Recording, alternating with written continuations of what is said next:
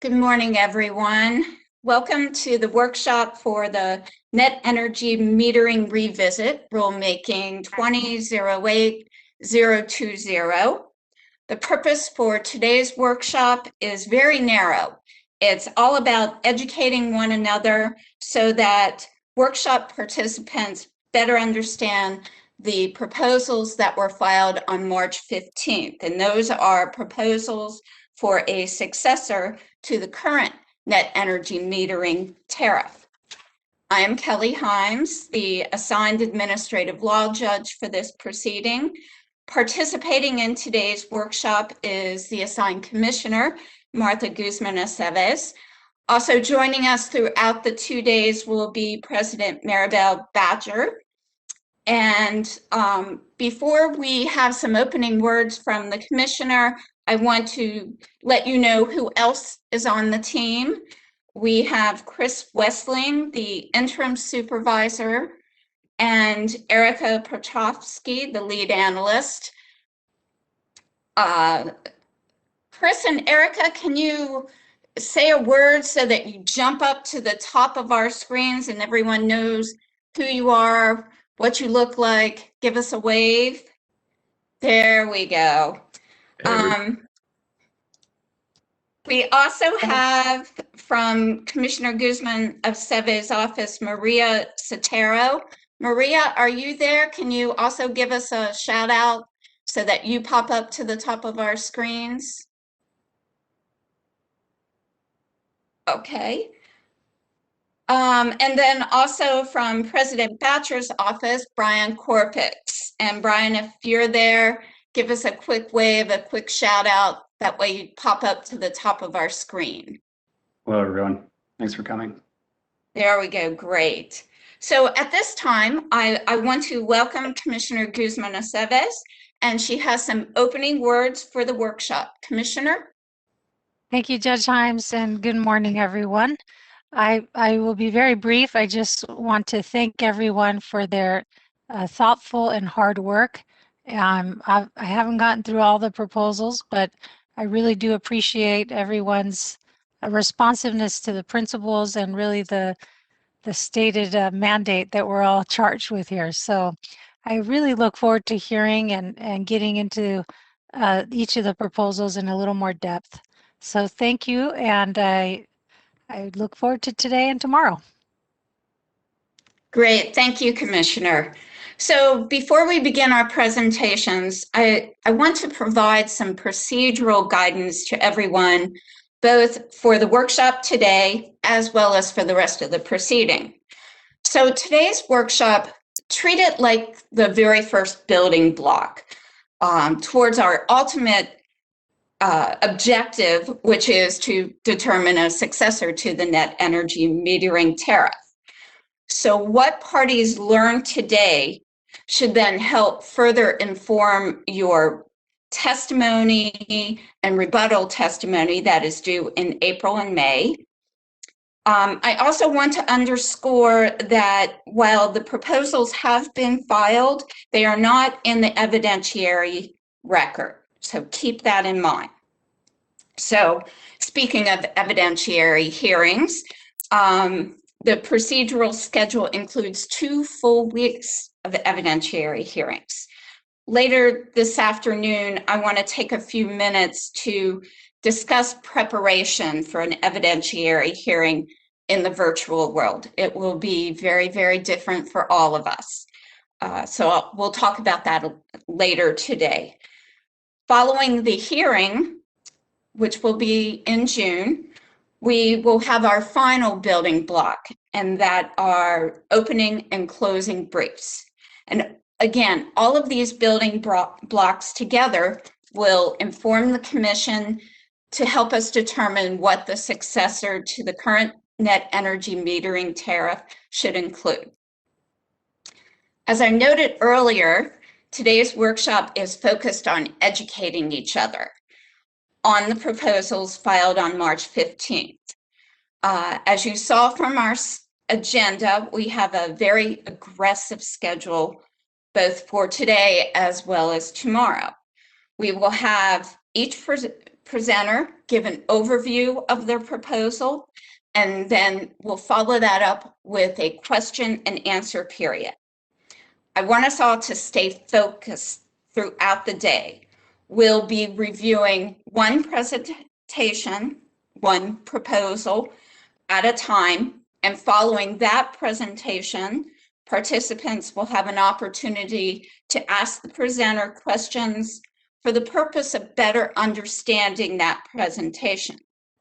So what I'm trying to say is today is not the day to argue for one proposal or another, for one element or another.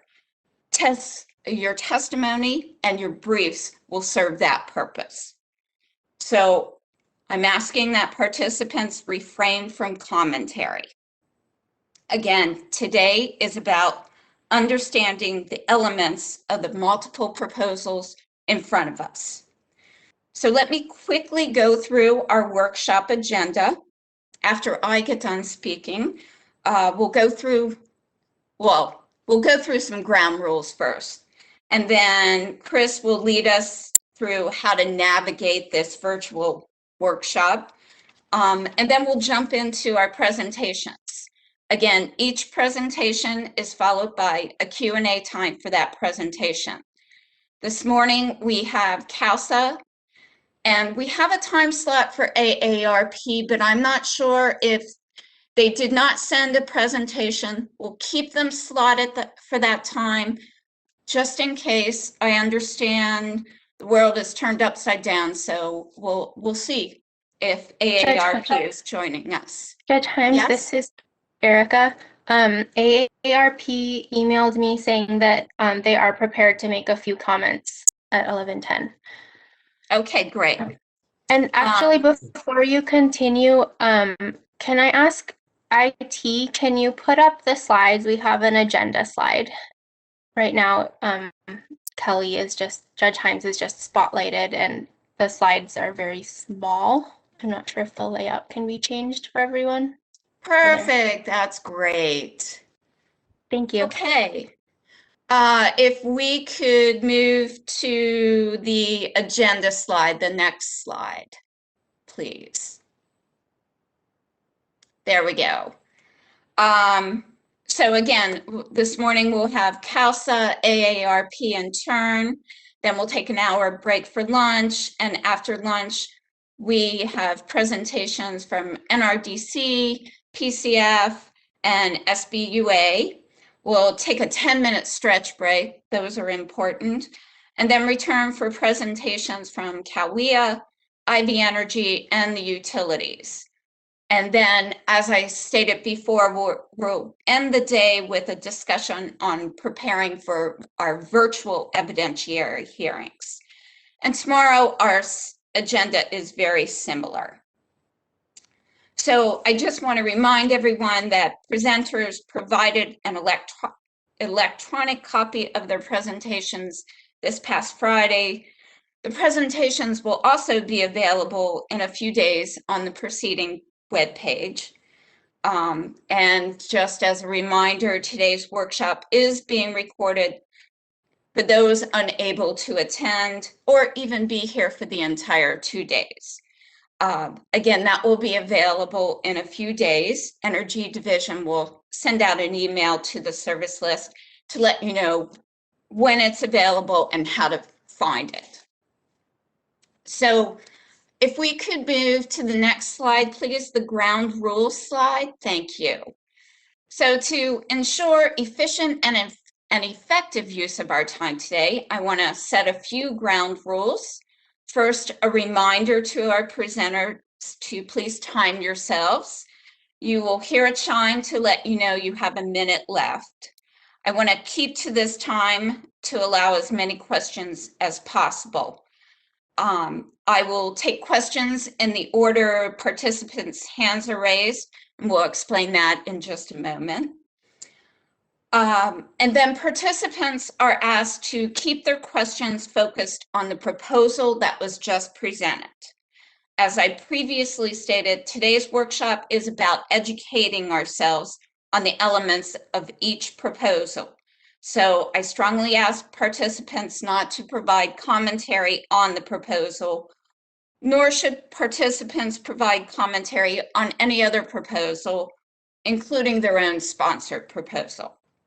And finally, to ensure as many participants as possible can ask questions, I will only allow one question per participant, as well as one follow-up.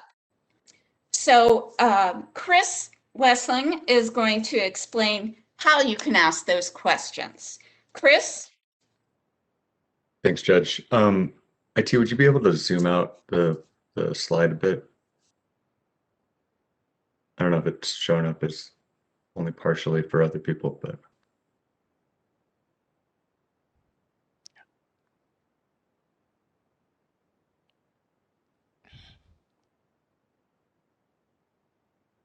Great.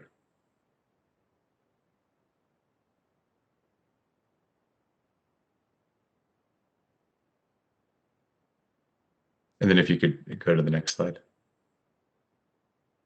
So first, a little bit of information on public comments. To make a public comment on the proceeding as a whole, you can go to cpc.ca.gov/proceedings, click docket card, the next slide.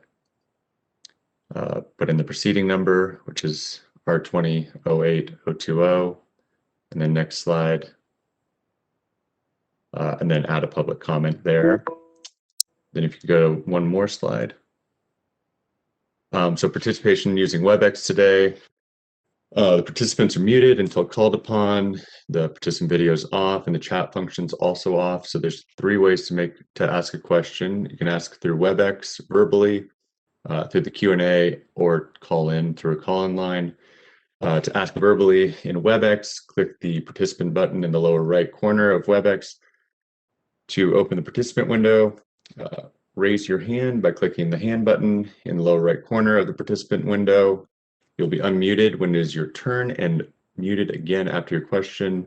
Please lower your hand after asking the question by clicking the hand button again, otherwise it gets rather confusing. And then if you go to the next slide. And then you can ask by typing through the Q&A function in WebEx. Click the Q&A button in the lower right corner, and it'll open the Q&A window. Choose all panelists and type your question into the text box. And finally, you can call by calling 415-703-1142 if either WebEx feature doesn't work for you for some reason, and you can convey your question to a moderator who will then convey it to the group as a whole. I think that's about it on the logistics. So if you could go, IT, if you're able to go to the first presentation. Unless Judge Hyam said anything else.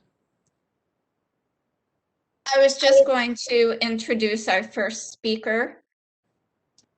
And our first presentation is from CAUSA, and the representative is Brad Hevner. Mr. Hevner, are you with us? I am indeed. Good morning, Judge Hyams. Good morning. Thank you for joining us, and I will let you proceed. Okay, but this is not our presentation. This is a different party's presentation.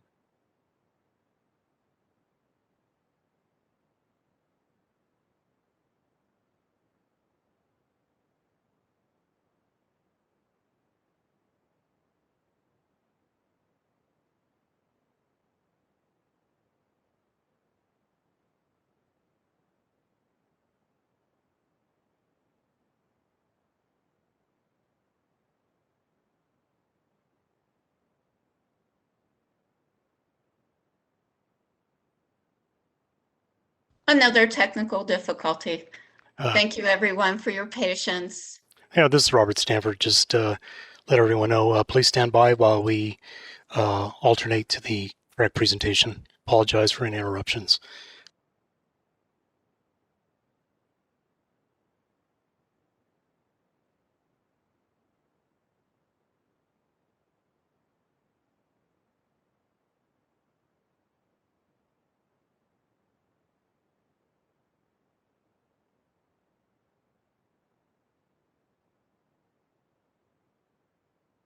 Let me take this opportunity also to say, please let me know if the audio cuts out. I have bandwidth issues every now and then. It probably shouldn't be an issue. I can turn off the video if the audio gets choppy.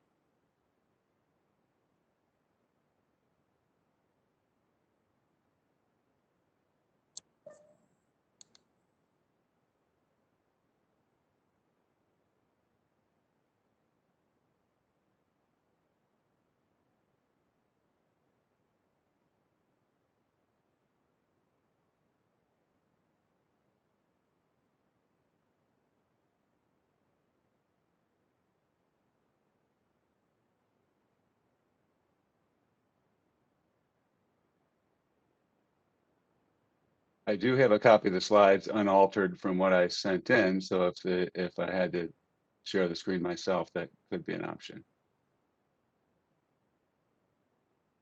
I'm trying to avoid that because I know that your broadband is a little choppy at times, and which is why we had hoped to use one person as who happens to be located in the San Francisco office and therefore has pretty strong broadband. So we're a little ahead of schedule, so I think we're good as long as we can get the slides up in the next moment or two. But thank you. Hello, Judge Himes. Sorry to interrupt, Mr. Hefner. We have one slide presentation which will forward. Go ahead and forward this. Just keep on going. If you could advance through the slides.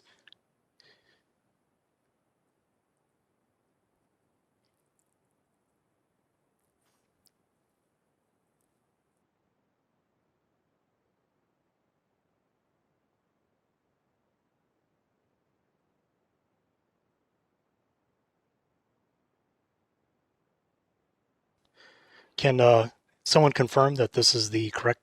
Oh, I see.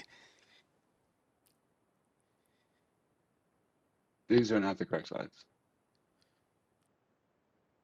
I believe these are slides from Protect Our Communities Foundation.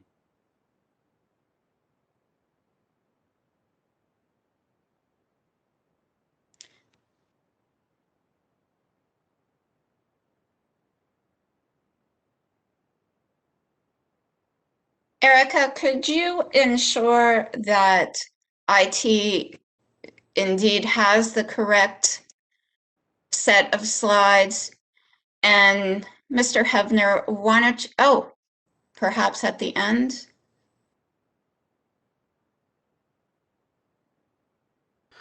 Your Honor, are these the correct slides?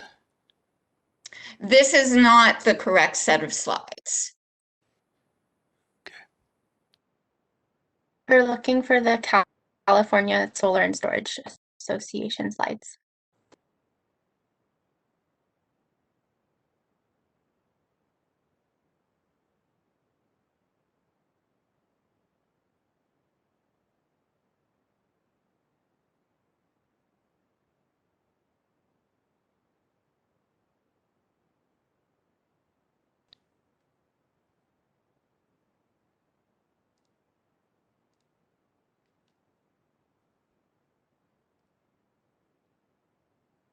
Well, I think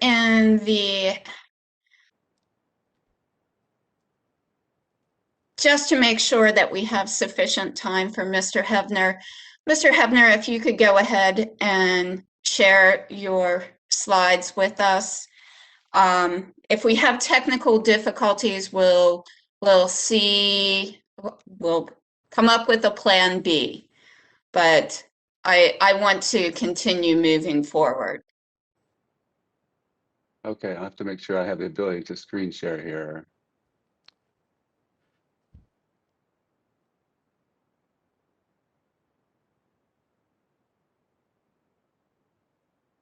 I'm not seeing it. Oh, yeah, share is grayed out for me. Oh, okay.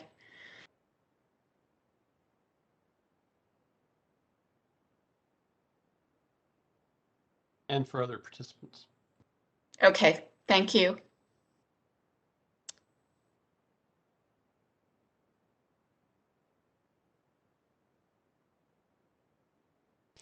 My apologies. This is Robert Stanford again from CPU CIT. Mr. Hefner, we've made you the presenter. If you want to do a Okay, screen there we share. go. Thank you, Mr. Hefner, for your patience. Thank you, everyone, for your patience. Please proceed. Okay.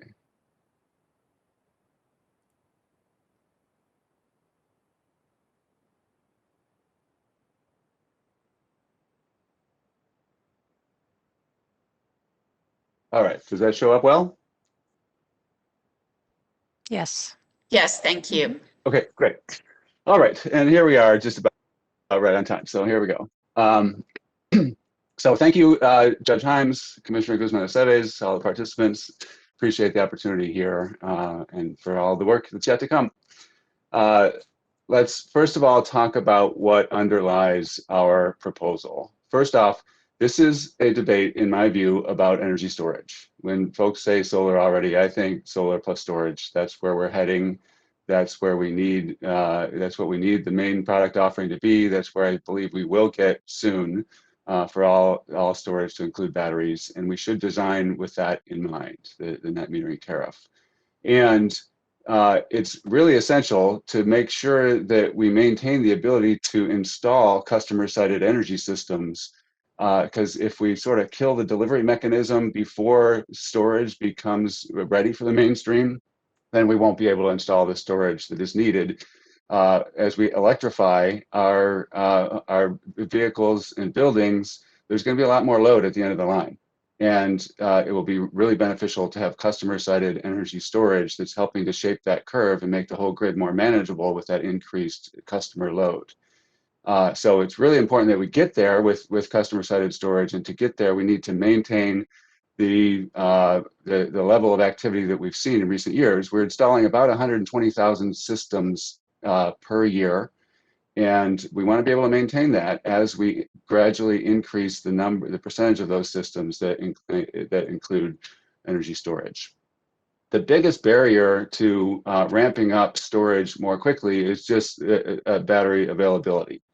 If we were to move too quickly to kind of forcing all systems to have a battery, you'd have a few large national solar providers that are locking up the battery supply contracts, and the local contractors would effectively be shut out of the market. So we need to allow time for the battery availability to increase. And also, getting the codes and standards right, it's happening, it's evolving, it happens slowly, and we'll get there, but it needs to allow time. We're very concerned about the next 4 years, that just getting the battery supply, getting the code compliance, the standards development up to speed over the next 4 years. If there's a real risk that we crush the market in this time and we later regret it. The other thing is on greenhouse gas. In the long run, we have very aggressive goals. We want to get to 100% clean energy, and already the modeling shows that the vast majority of that will come from utility scale storage, solar, and renewables, solar and wind, other renewables. Those renewables will require new transmission and new land development, and already under the current projections, it's going to be extremely difficult to site those transmission lines, and we know how expensive that is. And so that's already a challenge. If we dial back on customer-sited energy storage and solar, then it's going to require even more transmission lines and land use. And I believe we'll end up not getting to the GHG because it'll be too difficult. So this is a long-term decision that we're making today. In terms of access for low-income and medium-income customers, we all want a continued evolution towards solar being more universally accessible and continue the trend with lower income households adopting solar. The biggest barriers to there is, number one, a lot of low income customers live in apartments, and apartment buildings are harder to put solar on, both from an economic perspective and a feasibility perspective. And so it is essential to allow the multifamily sector to grow. It has been growing. We can allow it to continue to grow. And the other one is for care customers that have discounted rates If you're giving them NEM export credits according to those discounted rates, then NEM credits are less valuable. And that has been the biggest reason. The fact that 5% of CARE customers have gone solar despite that obstacle, I think is remarkable. And we really should make CARE customers equal, have them continue to purchase kilowatt hours at the discounted rates, but for the NEM export credits, make them equal with non-CARE customers. Those two improvements, in addition to some of the other smaller pieces, can make a big difference in access to solar. Okay, the proposal you've seen, it's tied to rates, ramping down percentage over time, a glide path to get there. No monthly fee. We believe that a monthly charge is a regressive instrument, and that we are likely to get a monthly fee for residential customers, for all residential customers, and solar would be part of that. And a solar-specific monthly fee would cut against access because it would be regressive. We'll go through the rest of these one by one as we go through the slides. So here are the step-down percentages. Different for solar and solar plus storage, different for each utility, just based on getting to cost neutrality in step 5 from a RIN perspective. From a TRC's perspective, this is cost effective from the start. And then it takes a transition glide path to get to cost neutrality from a RIN perspective, judging on export only. And the step down thresholds are based on market adoption. It's designed to be 2 years in each step. The amount of solar that has been installed for residential customers in each of the past 5 years for each of the utilities has been remarkably consistent. It obviously ticks up and down a little bit each year, but it's been very steady. So just looking at those annual numbers and having 2 years worth of solar for each step is what this is. And then there's a storage component there to make sure that the market is ready for a reduced value of net metering. So we expect that the solar will drive this, that the storage will not be the controlling factor, that there'll be this much storage when you get this much solar, and the solar will really drive the steps transition. But there needs to be a storage component in there too, because if the codes and standards don't get worked out, if things get disrupted in storage market and you're not there, then you're just not ready to go to the next step without disrupting the market too much. So there is some storage component in there as well. And then having the NEM compensation based on exports is because rates are designed as rates based on marginal costs. It is noted that the avoided cost calculator was not designed as a rate design tool, and it's not based on marginal costs, and so it is a way to measure cost effectiveness. And so we can use rates, which are based on marginal costs, developed according to rate design principles, but then ramp them down to match the cost effectiveness as measured by the avoided cost calculator. So that's the broad concept of the approach that we took with this proposal. How we got to the numbers that we came up with is this. We're using actual data from the look back study. The look back study had an average customer electricity consumption and an average PV size. And it published the actual customer consumption data. So we took for each of the IOUs the actual consumption data for 3 representative customers. And I think it's good for us all in this proceeding to take one typical customer for each utility that is the most typical that we can all agree on. We'll need to study sensitivities of other types of customers, but to have the core of it designed around the most typical customer. And for that, we just drew from the look back study and using the actual look back data. And we had to scale up a profile slightly to meet this exactly 10,945 for PG&E, and et cetera. But then we're using actual data for a customer. We located them in Stockton for PG&E, in Corona for SCE, and in San Diego for SDG&E. So you just need to pick a place. It's middle of the road, and the customer profile. So we used that data, and we modeled out every year, every hour for the year, the actual behavior. So the PV generation is from that average system size of the look back study and PV watts. This is just hour by hour how much the PV would produce at that location. The load is the customer consumption straight from the Verdant look back study data.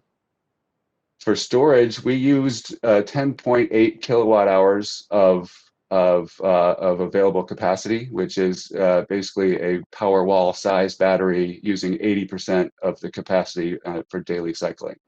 So 10.8 kilowatt hours worth of cycling. And you can see here, and it's set so that it charges from solar and it starts discharging for on-site load starting at 4 p.m. So just a base, that's the most common operating profile for a battery set to solar self-consumption.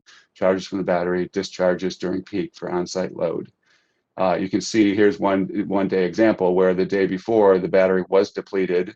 At the end of this day, June 10th, the battery still has a little charge in it based on this operating profile. And then you just got the how much is used behind the meter and what is exported. You can do the same thing, take the battery away for a solar only system, and you just have the solar satisfying on-site load, and when it's generating more than on-site load, you have exports. So this is just real hour by hour performance of a very typical system. And that leads us to these numbers. These are the numbers straight out of the avoided cost calculator. I think that these should be uncontested. They're not altered in any way. There's no assumptions that go into this. The difference here is that the CALSA proposal uses 25-year levelized avoided costs, whereas the IOU proposal uses single-year snapshot costs. And what I'd like to point out is actually how similar these two proposals are, surprisingly. Because the CALSA proposal is taking the 25-year levelized costs and keeping it constant throughout that lifetime of the system. The IOU proposal would increase over time, and it would take each year as it comes. So the later year values are going to be much higher. And so it would sort of balloon in the late end, in the later years, whereas it starts out very low and it increases and it becomes very high in the later years. CALSA just takes the levelized value and keeps it constant throughout the life of the system, which does front load the benefits. And let's be clear, this is exactly what we're proposing, is a lot of the benefits are in the later years of the system. And you are, by levelizing those benefits throughout the system, you're first off trusting the projections of the ACC, and you are front loading them, which has the impact of helping customers achieve payback by bringing in the benefits to the earlier years, and ensures that you don't have excessive costs in the later years. You know, people are commenting about the impacts in the later years of NEM1 right now. We want to make sure there's not some sort of balloon based on how the avoided costs actually turn out to be in the later years. So it would have those two impacts. And I think that's the debate that we can have is these are actual ACC values and how to translate them into actual NEM credits. Another way to do it, and this chart was in our proposal, but we didn't use it, but just for illustrative purposes, again, these are numbers straight out of the ACC. Take the hourly values throughout the year and chop them up into the TOU periods and average the values within each TOU period. So these, again, are unaltered ACC values, and you can see the on-peak, summer peak, especially SCE. I mean, you look at the 4 to 9 p.m. weekdays in the summer, SCE, those are the average values in the ACC using 25-year levelized values. And so you could just sort of bin them by TOU period and then apply them to the customer load. I believe Cal Advocates proposed to do that for solar and storage. We didn't do that, but it's shown just to get a sense of what the ACC numbers are currently by TOU period. These are the payback periods as we measure them. Step 1 has the federal tax credit, the ITC, and the ITC goes away starting in step 2, so the payback period is extended. but then creeps back down. And the target that we very clearly have in mind is 7 years. And this is based on just a lot of industry experience. In my 7 years, coincidentally, with CALSA, I've heard this over and over from contractors that are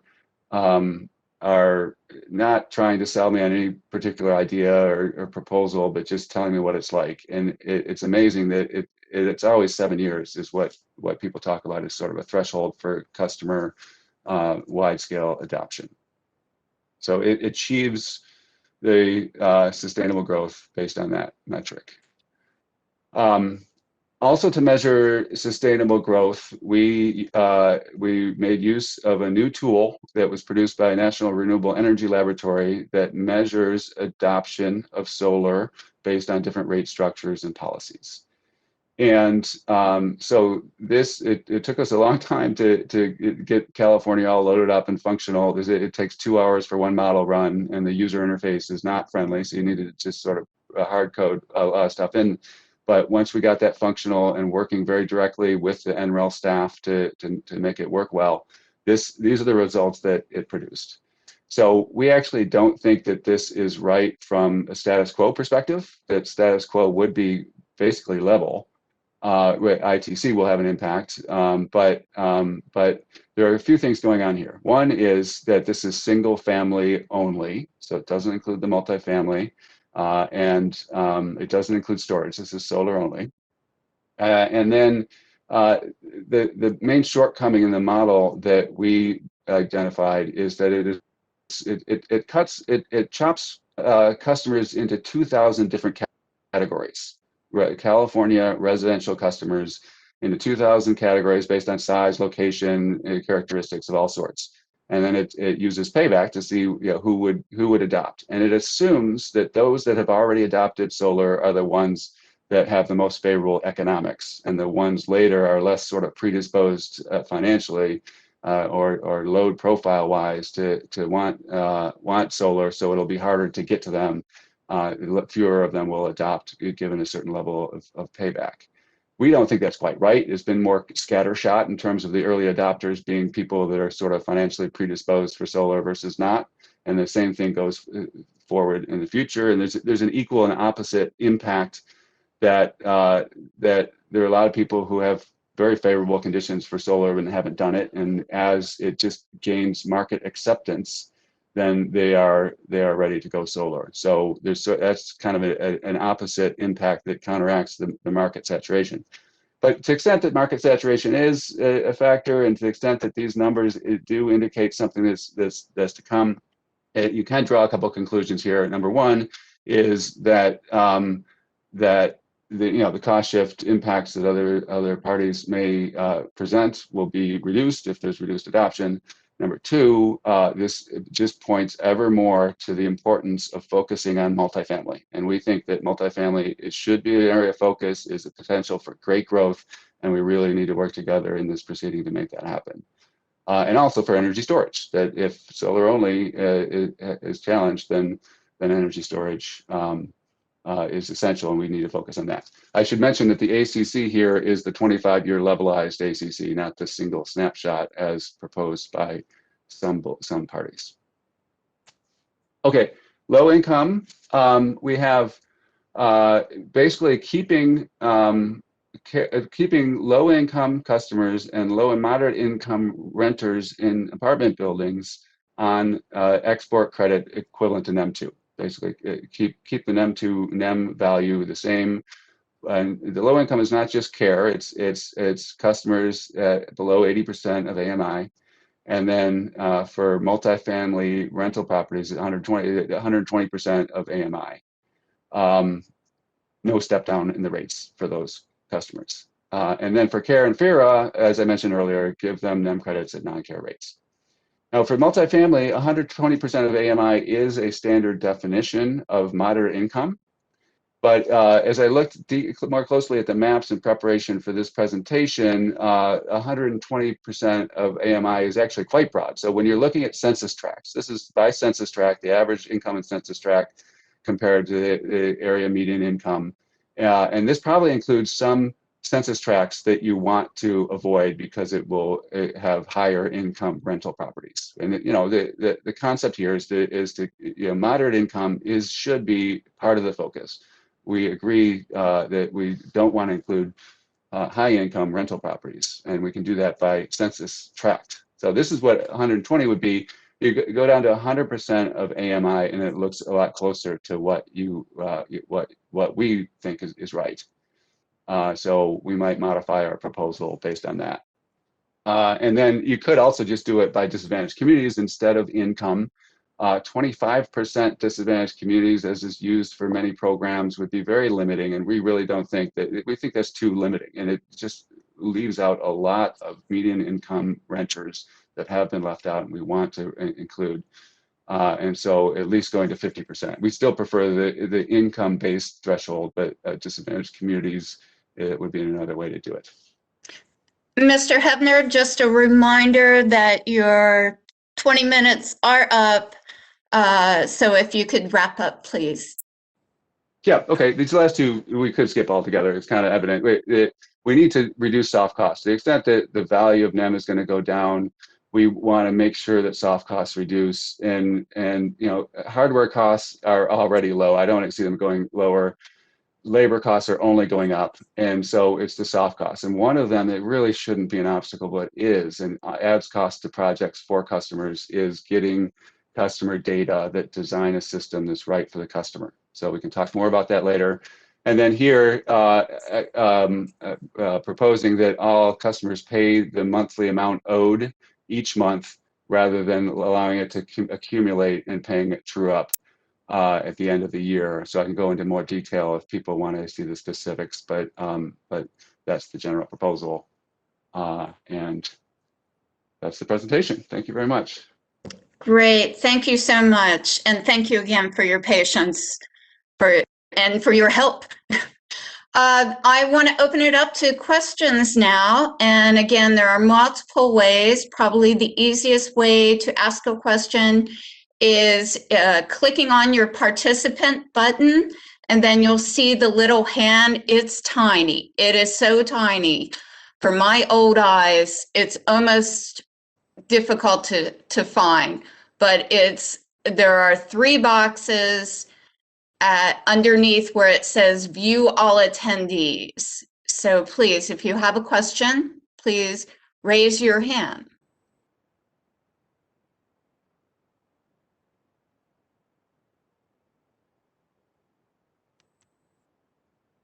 And sorry, I thought it would be easy to turn my camera back on. I'm not finding that to be easy, but I wanted to keep it off while I was doing the slides, but now I'm not. I apologize for not being able to get it back on. Thank you. And I am not seeing any questions, but do we have any questions from Commissioner? Yes, Would thank you you, like a Judge Himes. question? I just wanted to maybe clarify if I understood correctly that the proposal, Brad, did you just say that there would be no annual true-up? It'd be based on the annual. There is an annual true-up, so the amount that you generate is still based on the amount that you use. The kilowatt-hour annual evaluation would still happen, but if you owe an amount at the end of a month, then you pay that amount. And the difference is, I mean, there are pros and cons to each approach. The current approach, where you pay only a true-up except for the minimum bill, means that you never give the utility money that you later would get back in NEM credits. And so there's a value to the customer in that they're not sort of putting out money in months where they're using more than they're generating, and that they would later get back in credits when they're generating more than they're using. So you kind of lose that money in year one. That's the downside. But there still is the annual true-up, and and then setting the annual true-up to April for all customers. So you have a partial true-up year in the first year, where you may pay more than you otherwise would have in year one if it were a full 12-month true-up cycle. But then you get on an April true-up so that you are likely to be consuming you're likely to be having a positive bill that you're paying each month, or actually you're fully utilizing any NEM credits you might have in the early part of the annual cycle, and you wouldn't have stranded credits at the end of the year. So it is still an annual true up. But if you owe money monthly, you pay it, and then the intention is just to get rid of this surprise cases where people see, and sometimes very large amounts that they owe a true up that they didn't expect, and that's just we got to change to avoid that. I see. Thank you for clarifying. And I believe we have a question from Mr. Boyd.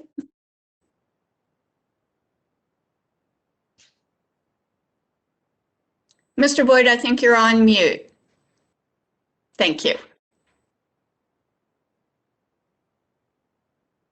Oh, we're still not hearing you.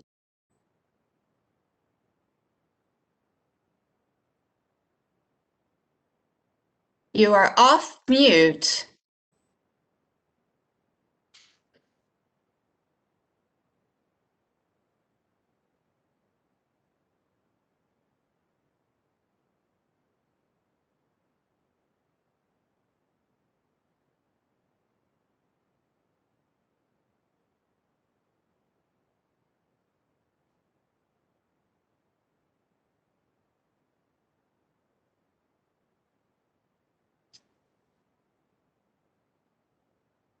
And now you're back on mute.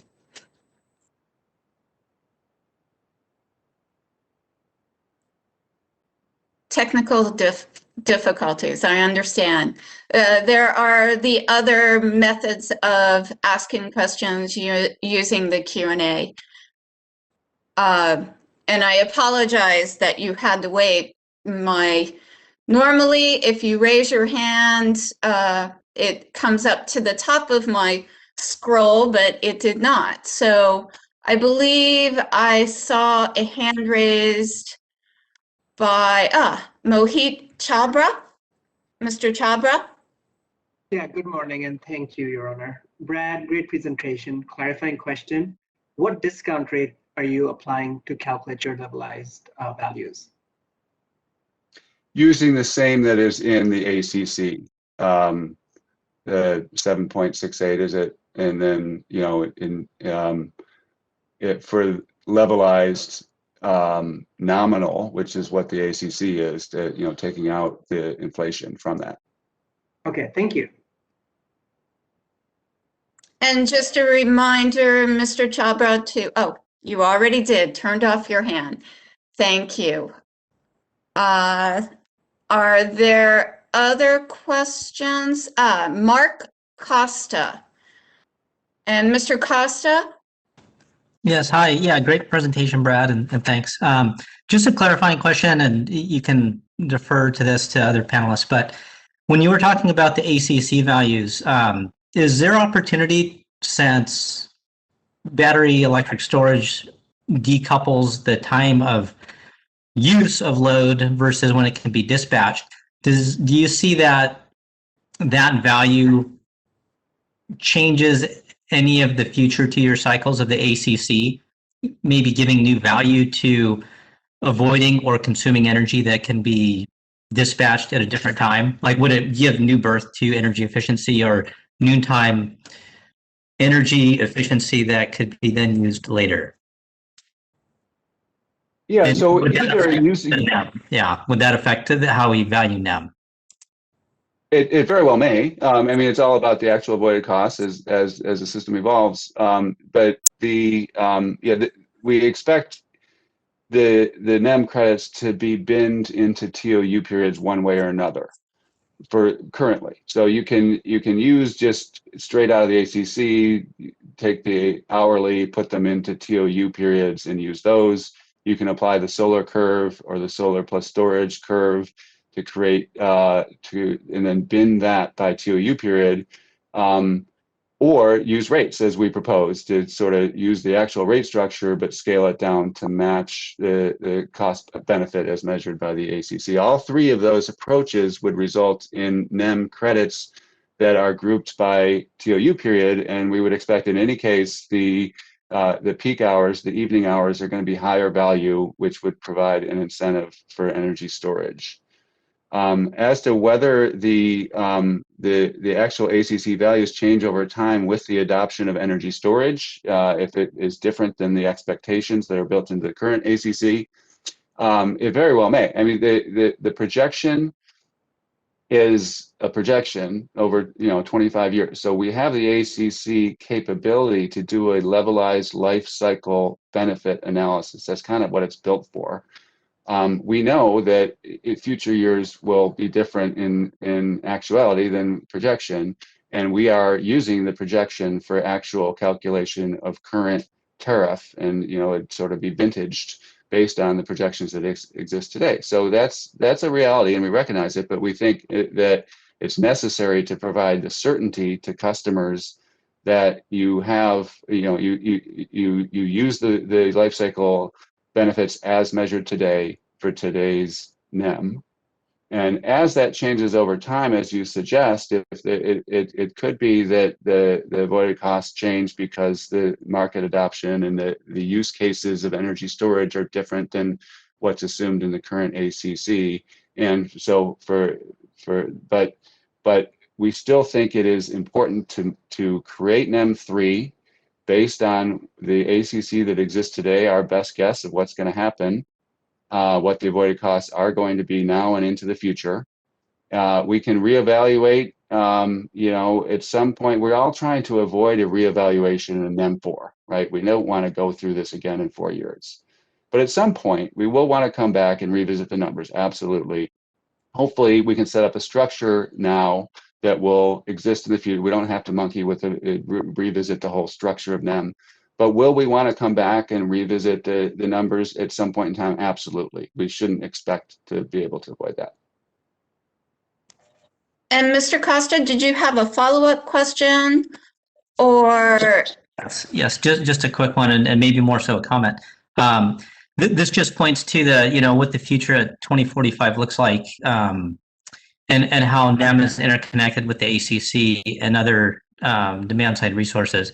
And so just one thing to consider is that if we're going to follow the intent of the Senate bill for microgrids and our decarbonization goals, we may want to consider what drives market demand and voluntary adoption of all beneficial things for both grid and customer, especially in environmental justice communities.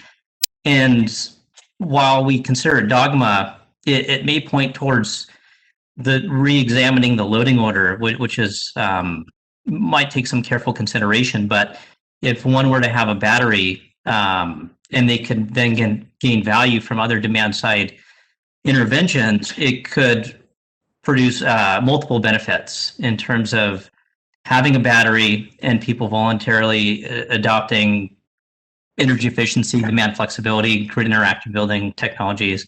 That would further get us towards our goal rather than people trying to put the pieces together to follow a fairly complex customer participation model. So it's just a comment to think about the market dynamics of sequencing of all IDSM resources. Thank you, Mr. Costa. And just a reminder to click on your raised hand. So I have a couple questions. First, I want to go back to Michael Boyd, and then following Mr. Boyd, I have a question from Mr. Kerrigan. But first, Mr. Boyd has a question. What do you mean by step down or ramp down to cost effectiveness? It means reducing the rate-based export value by a percentage in order to meet the RIM cost effectiveness as determined by the ACC. And then stages to protect the market. I'm sorry. And then his follow-up question is, does your proposal assume an existing ratepayer subsidy of existing customer generators? Well, the TRC is above one, at or above one. near or above 1 from the start. So cost effectiveness is achieved. We need to, we are supportive of evolving the export credit over time to meet the cost effectiveness from a RIM perspective. Thank you. And then I have a question from Mr. Kerrigan. He asked, does CAUSA's proposal directly use the ACC to set export compensation? Well, to set the level, the compensation would be based on the percentage of rates, and that percentage is determined by the ACC. So the ACC itself is not a rate design tool, and it doesn't design the actual numbers that NEM credit value it has, but it determines the percentage step down from rates. And the rest of his question was, and the ACC was only used to inform the percentage step downs, so compensation would still be indexed to retail rates regardless of what happens to ACC outputs. Is that correct? That is correct. Okay. And let me just see if there are other questions. Alec Ward. Hi, thank you, Your Honor, and thank you, Brad, for the presentation. So the look-back study and the E3 white paper both show a hefty increase on costs for non-participating customers over the next decade. How does your proposal address this issue?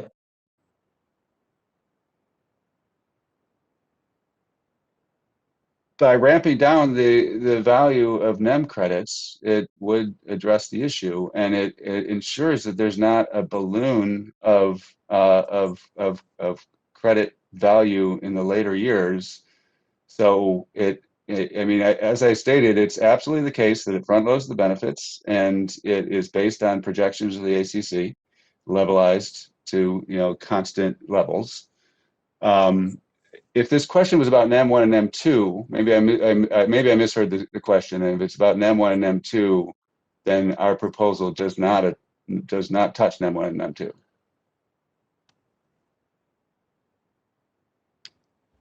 And did you have was that your?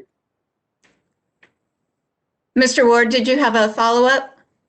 No, it was about the overall cost burden, and he addressed it. Thank you, Brad. Okay. And Erica Morgan has a question. Can you address any elements? I'm sorry, I'm having a difficult time using my Q&A. Can you address any elements of your proposal that might be implemented differently in a community choice geography? It deserves more thought, but I think that it can be implemented equally for CCAs.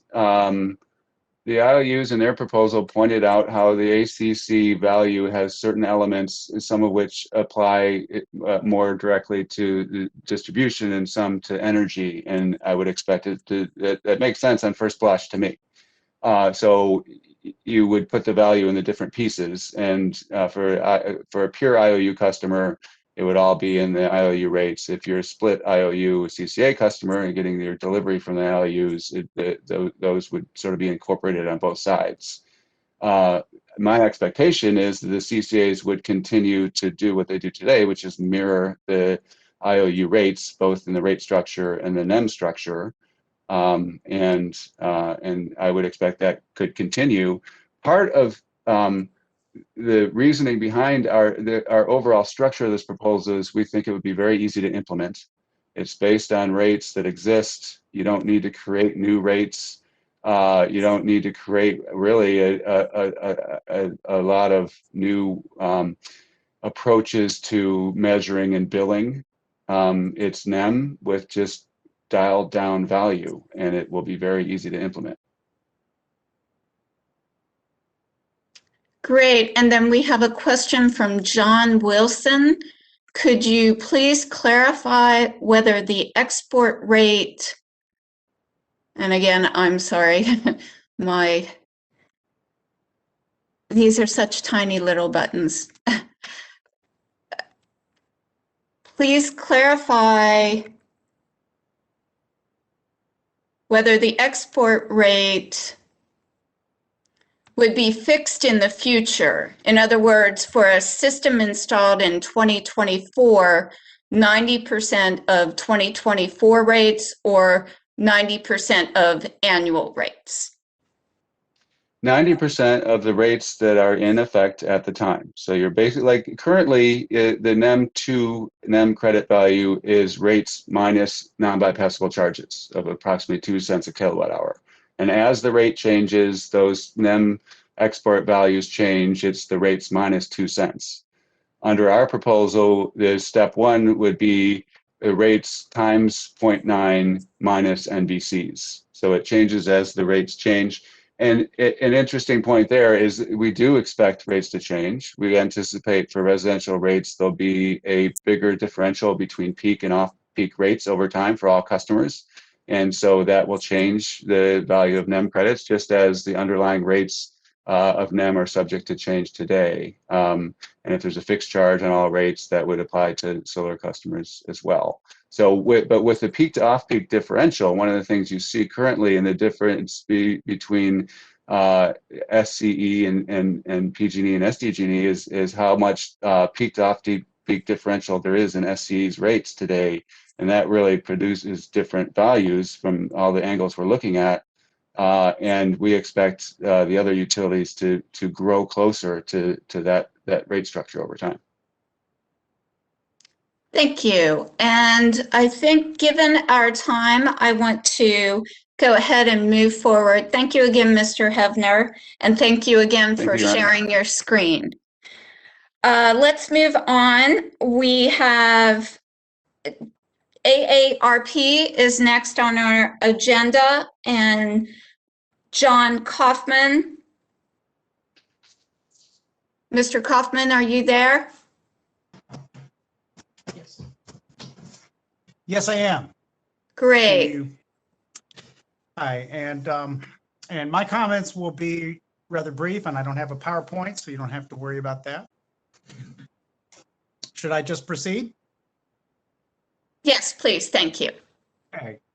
Well, good morning, everyone. My name is John Kaufman. I am a consultant for AARP, and we are very glad to be part of this process. AARP has over 3 million members in California.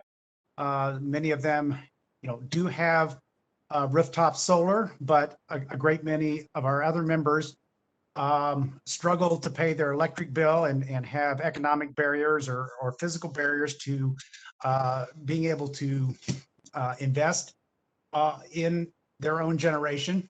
And that is our primary concern here, is just helping to see that the subsidy that's currently in the net energy metering tariff is mitigated.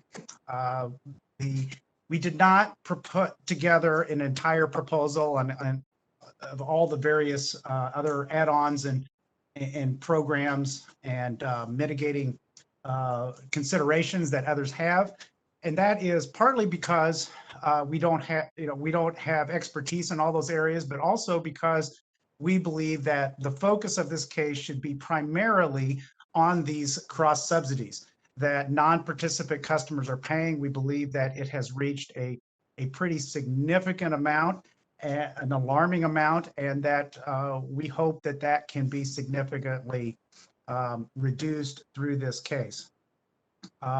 We believe that even though the statute does require that some behind the meter incentives remain, that whatever subsidies can be eliminated should be, and that there's no need to simply have unnecessary subsidies that are not needed to sustain the customer generation. So with that in mind, we praised the white paper. We think that the E3 proposal is very straightforward. and the market transition credit is, I think, workable to diminish these subsidies over time. We would rather see that happen sooner than later, although obviously what we're all seeking is a balance, a just and reasonable balance here. According to the report, we have currently a payback period of only 4.1 years. That's about as short as I have seen, and certainly higher than necessary to attract customer generators, in our opinion. We think that this payback period should be allowed to lengthen to protect non-participant ratepayers.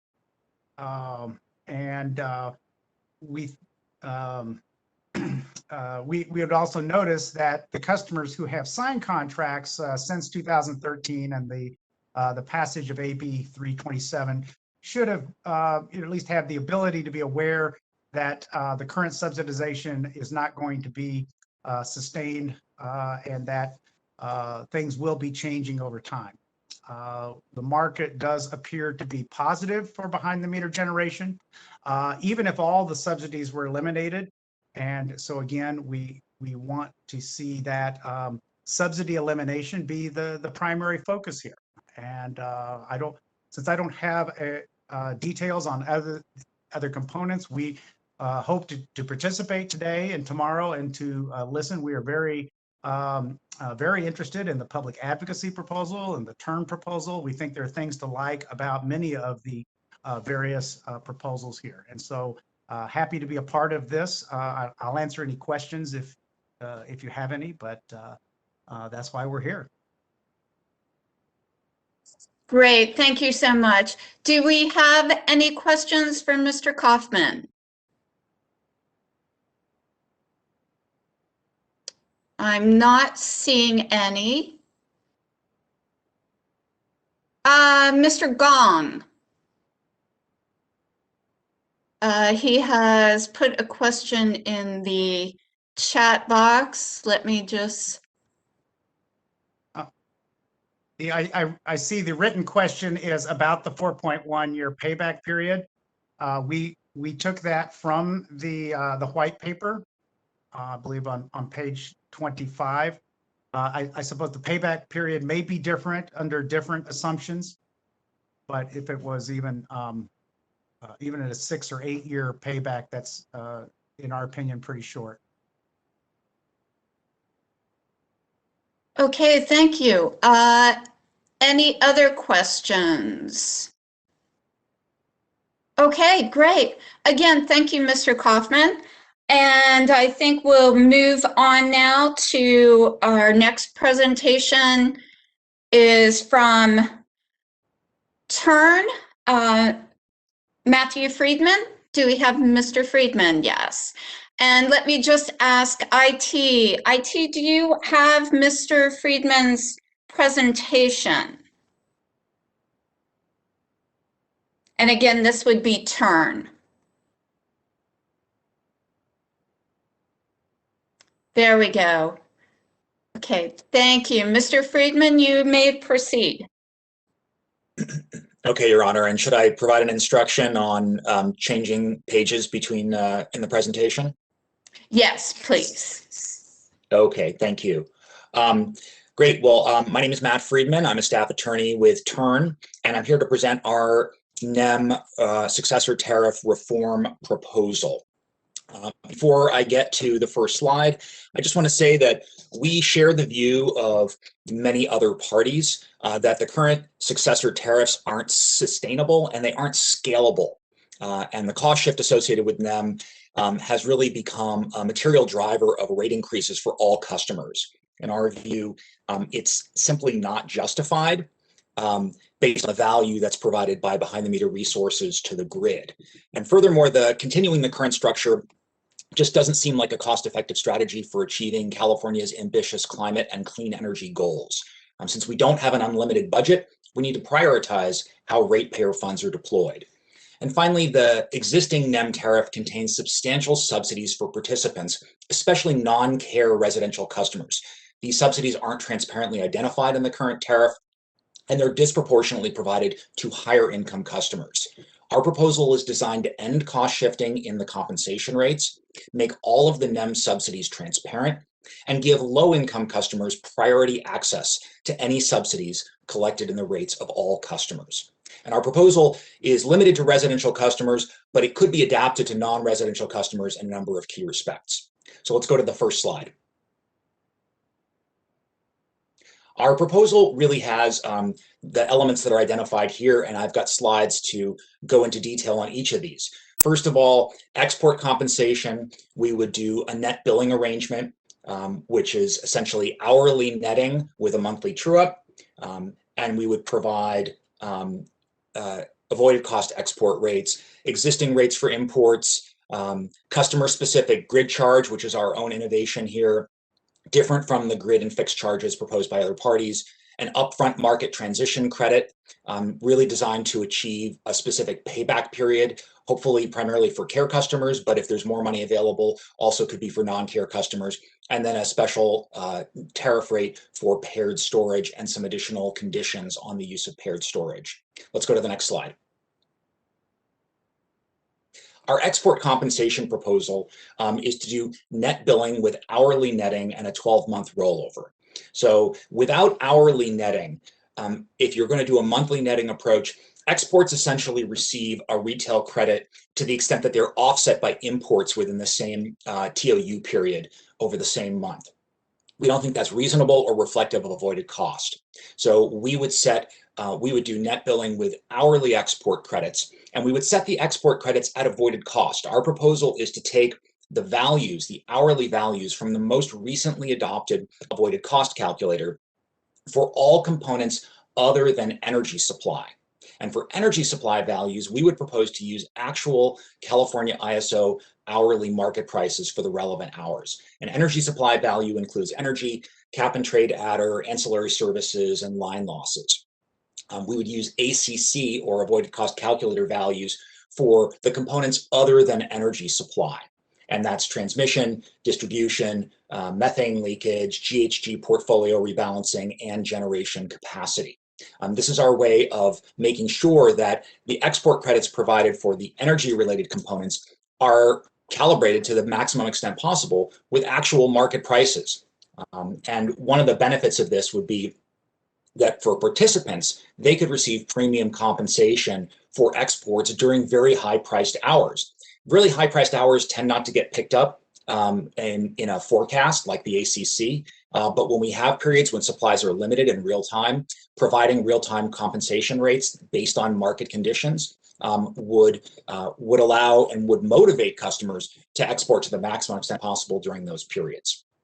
We would also provide an optional long-term export rate for customers with new behind-the-meter resources. So if you're a new NEM customer, you're putting in a new system, you'd be able to lock into a 5 or a 10-year time frame for all of the ACC values, including energy supply. And that would mean basically locking in, based on the most recently adopted ACC, all the forward values for a 5 or a 10-year period. We think that would provide certainty to customers, help them to assess the value of their new investments over a longer-term horizon, minimize the uncertainty, which is important for financing. Finally, the IOUs would provide credit for the non-energy export values for direct access and community choice customers. Any ACC values that are relating to the retail rate components that are in IOU rates, distribution, transmission, and whatnot, IOUs pay that. CCA and DA providers, though, would be responsible for the energy supply components. Let's go to the next slide. For import rates, basically, we would allow NEM customers to sign up for any applicable tariff that's available. No unique charges for imports other than the tariffed rate. And because the method of compensating NEM customers under our proposal would be delinked from retail rates, the cost recovery for shared obligations would occur through a separate grid charge that we'll talk about in a minute.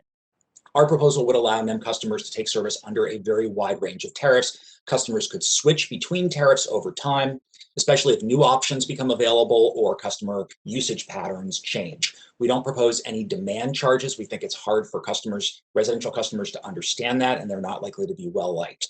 So this is a very flexible approach with respect to import rates. Customers can sign up for whatever time of use rate might be available. Next slide. Grid charge. We have a very different grid charge, I think, than other proposal than other parties. We would propose a customer-specific grid charge based on actual self-consumption in each month, meaning the amount of power provided by the behind-the-meter system that is consumed entirely behind the meter. And we would offer two options for how that works. Customers could either put a second meter on their behind-the-meter generation, or they could agree to accept an estimate of production, and that estimate would be done at the outset.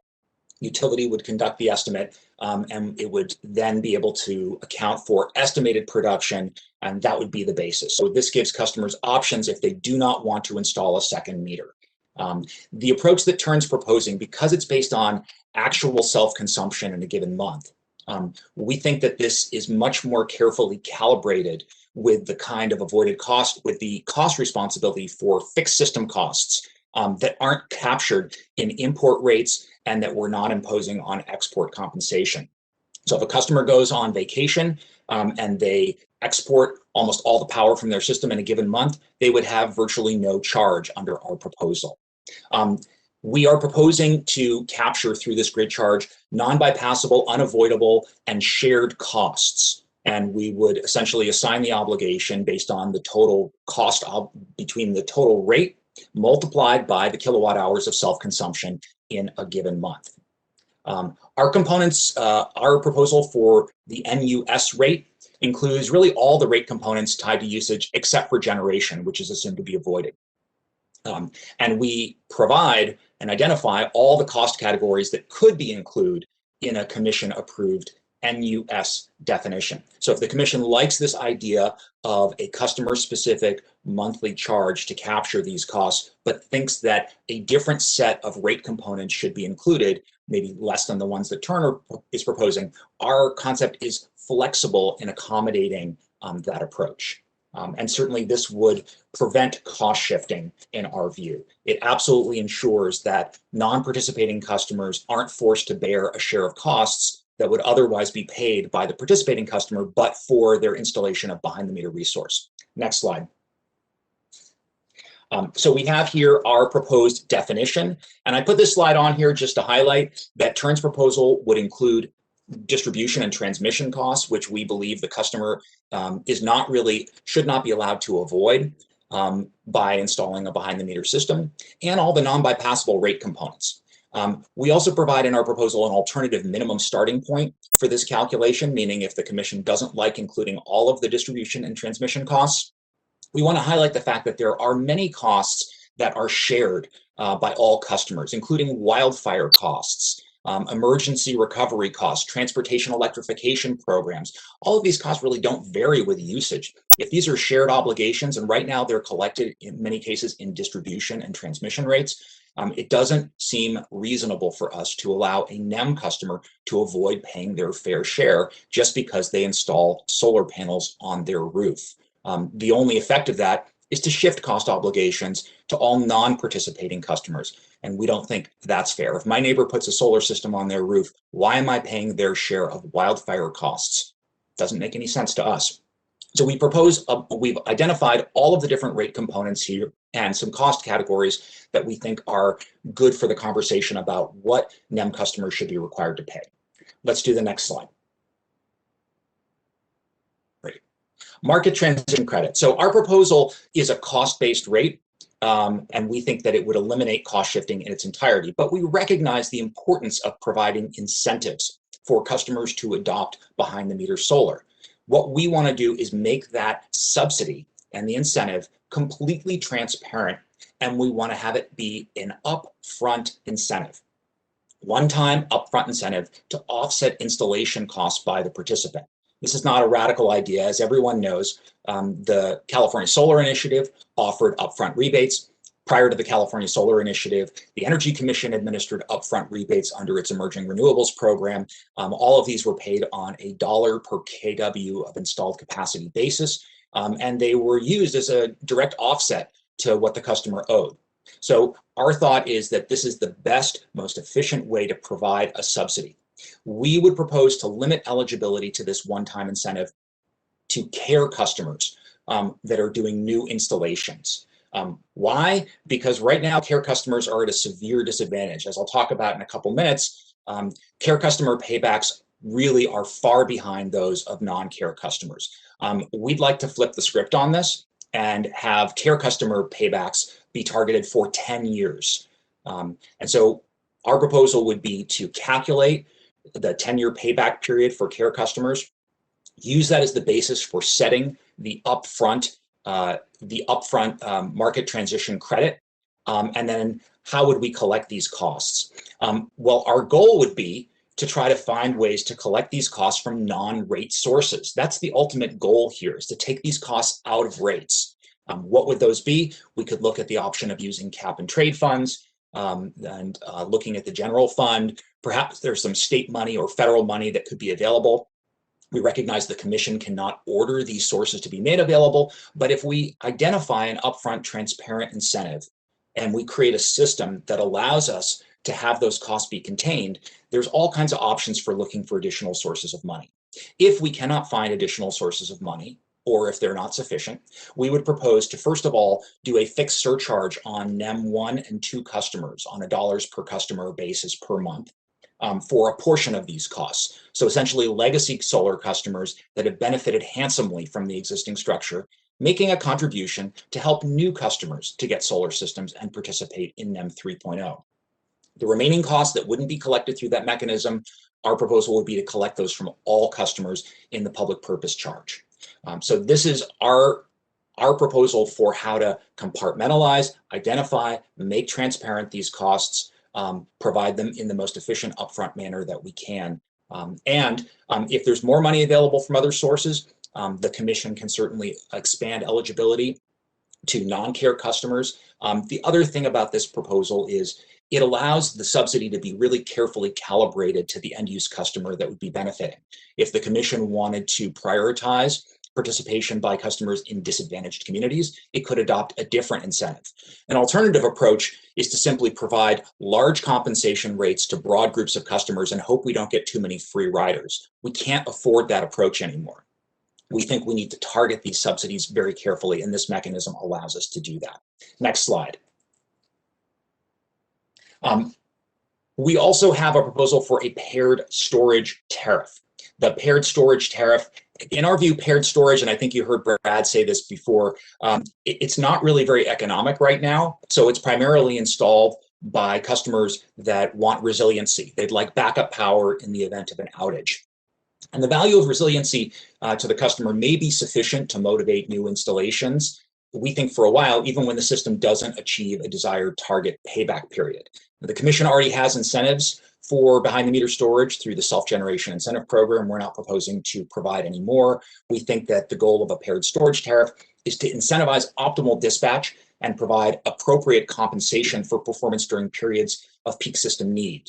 So we'd like to have a more granular time of use rate for paired storage applications, at least 3 TOU periods in the summer and winter, but with additional granularity that could better align storage operation to grid conditions.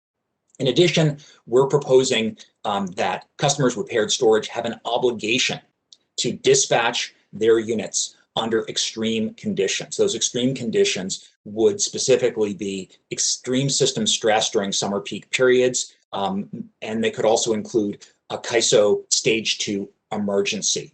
The concern here is that if a customer knows that the system is stressed from a generic supply constraint perspective, that customer may be motivated to keep their storage unit fully charged, even during peak periods. And there's some anecdotal reports from last summer that some residential systems did actually charge up when we really needed them to discharge. So if customers are going to get the benefits of retail rate tariffs and any incentives that are provided by the general body of ratepayers for behind the meter storage, we think there should be a reciprocal obligation for those storage units to be available to serve general need when there's an emergency looming.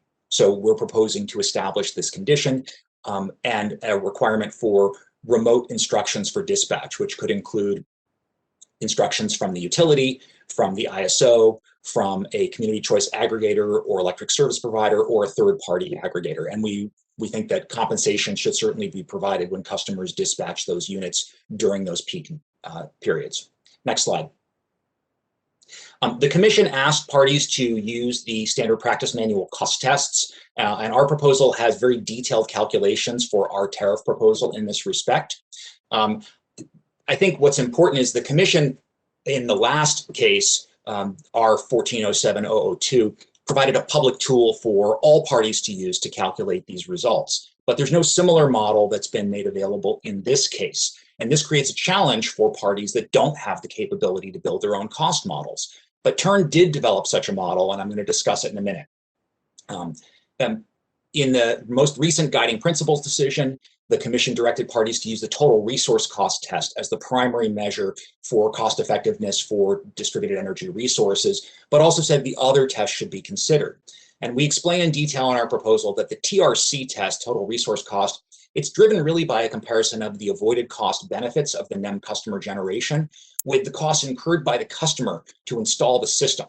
So the TRC doesn't consider the tariff structure that applies to the customer. It doesn't consider the level, the compensation for exports. It doesn't consider the payments by NEM customers to shared costs, or really any other element of tariff design.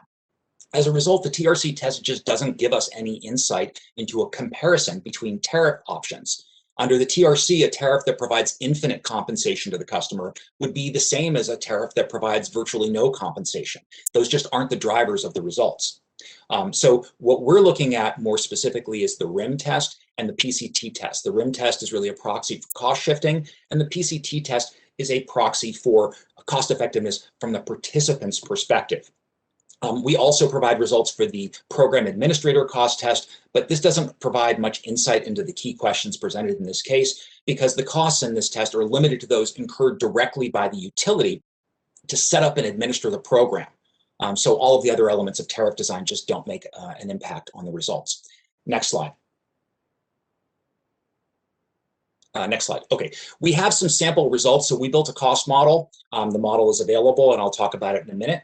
And this cost model here produces some results for PG&E care customers, sample results. And we've got existing NEM 2.0 versus TURN's successor tariff, that's number 2. Number 3 is our successor tariff if we have an upfront buy down with a 10-year payback period for customers with the incentive costs included in customer rates. And what you see here is that for care customers, under the existing NEM 2.0 customer, we're calculating a 15 to 16-year payback. Again, PG&E, we've got them compartmentalized by location and whether they're dual fuel or all electric. If you look at number 2, our successor tariff, we get good scores on the RIM. We're definitely above 1.0, but we have payback periods that are 20 years or more for care customers. And so this argues for an upfront incentive. And when we provide that upfront incentive, in our proposal number 3, well, what we end up with is good PCT scores, good payback periods, faster than under existing NEM, but we have a problem, which is the RIM score, because we're collecting these costs from all customers. And this just highlights the fact that there's no free money here. When you incentivize customers to adopt solar, then somebody is going to pay the bill. And if it's other customers, that's a cost shift. We also have in here, you'll see what we anticipate to be the year 1 monthly charge, the grid charge for NUS costs. And that's ranging in this model between $21 and $43 for these care customers. Next slide.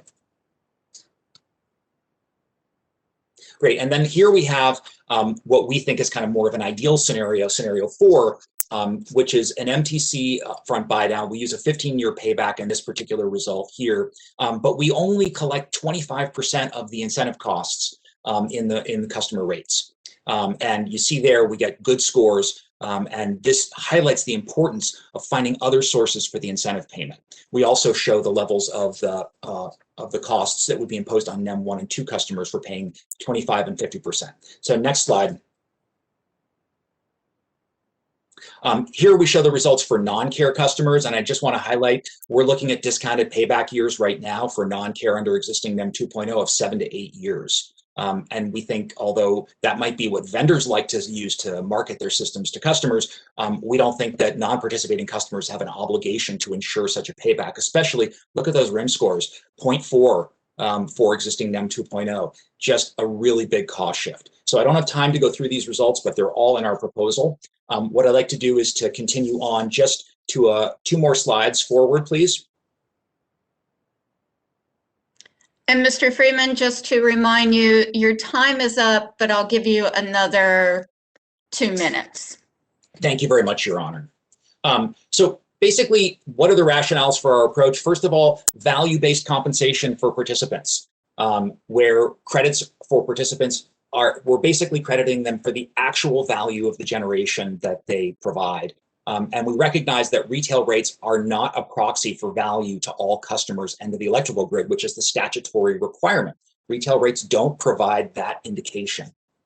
We want to eliminate cost shifting, ongoing cost shifting. We're seeing huge problems with escalating rates for non-participants. We need to make sure that the rate design that goes into place now ensures that non-participants are unaffected going forward, except to the extent that we authorize upfront buy-downs. This is how we're going to allow behind-the-meter resource deployment to expand to a much larger percentage of customers without unacceptable rate increases for everyone.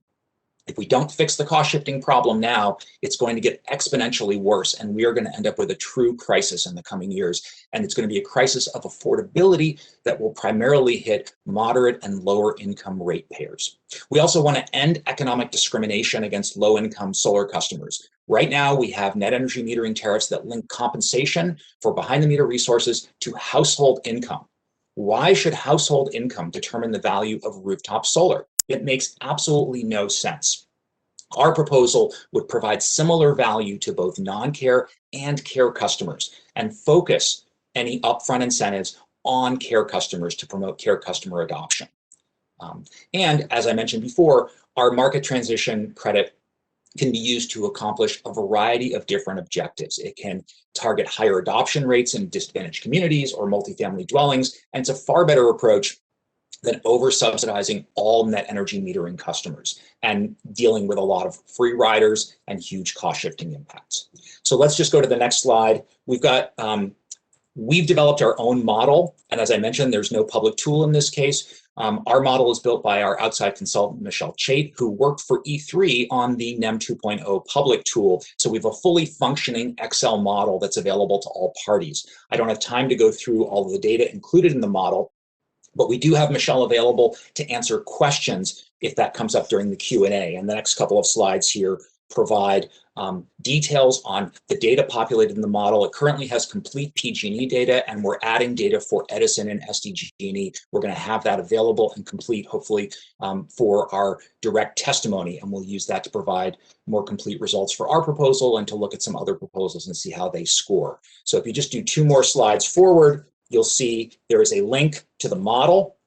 We encourage people to take a look and download it. If you want to know what our work papers look like, they're right there. And you can use the model to look at your own proposals. We think it's a great tool, and we want it to be available to the commission and parties in this proceeding because there is no reference tool that has been provided. And without one, it is really hard to compare different proposals other than to look at what people say their proposals do, which is one indicator, but having a common standard for measurement is really critical. Thank you. I know I've gone over my time. I appreciate the opportunity and happy to answer questions. One more thing, if you do one more slide, this is yeah, that's great. That's the dashboard from the model. It just shows you what kinds of information can be input. That's just the summary dashboard. There's many, many other tabs behind it. Thank you. Thank you, Mr. Friedman. We have some hands up. Let's begin with Mary Rodriguez. Oh, yeah, this is Charles Adams. I'll take Mary's question.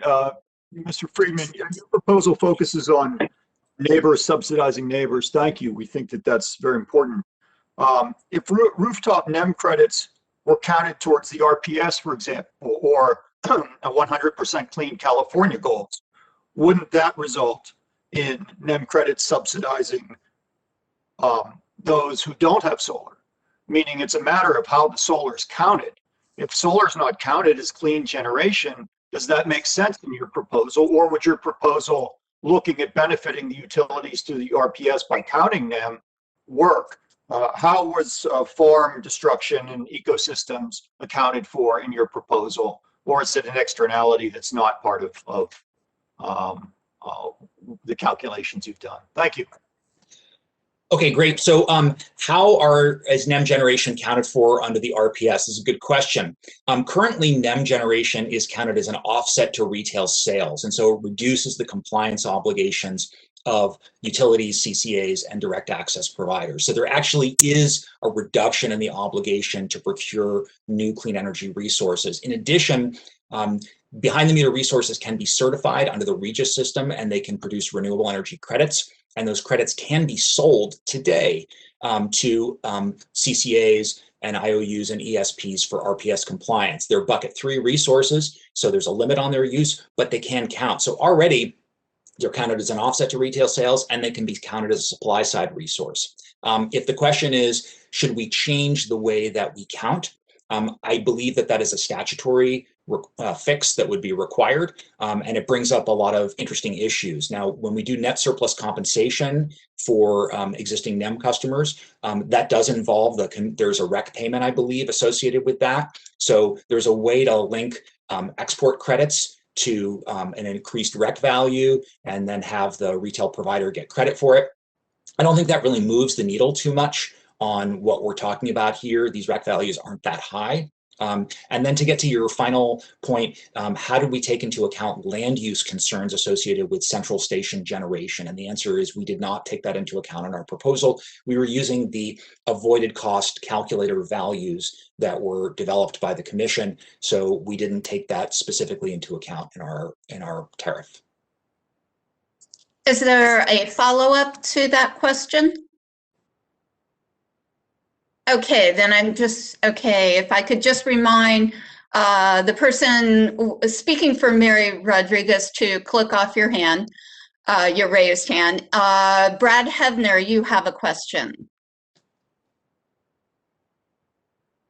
Thank you, Your Honor. Hi, Matt. The question is, you show in your table about non-care customers that the monthly charge in a coastal zone for PG&E would be an estimated $138 a month, and the payback for all areas would be greater than 20 years. So in presenting this proposal, is it Turn's thinking that customers would still, there would be some adoption of solar under those conditions, or just that it's fine if there's zero customer adoption? So the point that you made where looking at the $138, you have to keep in mind that is not a typical coastal customer. That is a large coastal customer. We have a lot of different customer types in the model, and we wanted to provide a diversity of different types of customers. If you look at the one right next to the customer that you identified on our slide, which is a smaller, we have a smaller all-electric coastal customer that's 2 over. Their monthly charge is $37.45. So the amount of customer usage that occurs behind the meter is really the thing that we're looking at here. And that's why we believe that doing a grid charge based on actual self-consumption is preferable to a flat charge, a charge based on simply installed capacity, or a demand charge, which are the other things that folks are looking at. In terms of how do we guarantee solar adoption as part of a tariff proposal, I think the way we would propose to do it is through upfront incentives. Now, we're not proposing an upfront incentive for non-care customers only because we don't have a funding source for it. If a funding source is made available, then the commission would be able to use this proposal to establish a target payback period. And in fact, in our written proposal, we identify a 15-year payback period that might be more appropriate for non-care customers. So our ultimate proposal is 10-year payback period for care, and if there's money available, a 15-year payback period for non-care customers. We didn't do an assessment of adoption rates based on payback periods. We're looking at this really from the perspective of understanding how to balance various goals. And if we're looking at a payback period of 7 or 8 years for non-care customers, which is kind of the status quo, we end up with just a huge cost shift. And in our view, it's not cost effective. Any follow-up question to that? Well, I don't have a follow-up to that. I do have another question. I can wait and come back around in case there's time, or ask it now. I have 2 other questions ahead of ahead of you, but I think we'll have Okay. time afterwards. Michael Boyd asked, would the avoided cost calculator index reliability to fossil fuel or renewables power sources? My understanding is the avoided cost calculator really looks at all of the values from a distributed energy resource, that it's the Commission's attempt to provide a standard data set for valuing these behind the meter resources, and to the extent that those behind the meter resources do not emit greenhouse gases, then there's a GHG credit as part of that, is my understanding. So we don't have a specific calculation adder for renewable resources here, but I would point out that you can't take advantage of the net energy metering tariff unless you're a renewable resource. So we don't really have an alternative scenario for looking at fossil generation, getting anything that looks like this treatment. If you burn fossil fuels, you simply aren't eligible for NEM. Great, thank you. And Susanna Churchill has a question. Thank you. Hi, Matt. Susanna Churchill with Vote Solar. I have a clarifying question about your proposed export values. So you said it's ACC based. And as Brad noted in his presentation, you know, whether you're talking about the 25-year levelized ACC cost versus the single year makes a major difference. Are you proposing single year or what there? We are proposing to use the current year values in the ACC based on the most recently adopted ACC. So if the most recently adopted ACC is a 2020 version and we're here in 2021, it would be the 2021 values from the most recent. We are not proposing levelized ACC values, and our proposal to allow for a 5 or a 10-year optional lock-in by customers with new systems also is not a levelized proposal. It simply locks in the escalating values that are in the ACC. And our proposal over time would be whenever a new ACC is updated, that those new values would apply. So if it's a 2022 update and we're now in the year 2023, you'd use the 2022 ACC update. The other piece of our proposal, though, is that we would substitute actual CAISO market prices for the energy supply component. So that's kind of a significant difference from between our proposal and others. And that's something that would require the data to be provided. The utilities certainly have this data. They do it for transitional bundled customers already. And so the actual market prices could deviate from the ACC. They certainly will. Which direction they'll deviate, we're not sure. Okay, one follow-up question there. So for the customers that chose the fixed tariff for their exports, are you saying that those values would be updated as new ACC values come out, or that they would lock in to the ACC in 2022, for example, for 5 or 10 years? The latter. They would lock in. There would be no update for that period. All the values would be known for the 5 or 10-year period at the outset.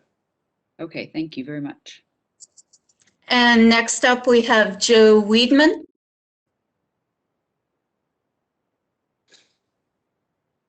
Good morning, everyone. Matt, I wanted to clarify on slide 6 that all of the sort of MBCs you have listed for the in-US calculation are the ones you're thinking of in the TURN proposed definition, all non-bypassable rate components, including PCIA? Yes. I think it's slide 6. Okay. And then if it is, I was curious how the PCIA is justified given IOU planning for ongoing solar penetration. Well, I think the problem is that when you have a customer that departs today and puts on solar, there's a lot of legacy stranded costs associated with that. I mean, the utilities have also planned for CCA departures, and that hasn't been a justification for exempting departing CCA loads from the PCIA. These are shared stranded costs associated with legacy commitments, most of which were made a long time ago. So in our view, if one customer simply doesn't pay for those costs because they put on a behind the meter system, everybody else has to pay for them. So there's just no free money here. And we're trying to create symmetry between the way that we would treat NEM customers and the way we would treat departing load customers. Is there a follow-up question to that? No, thank you. Okay, great. Next up, we have Tom Beach. Mr. Beach?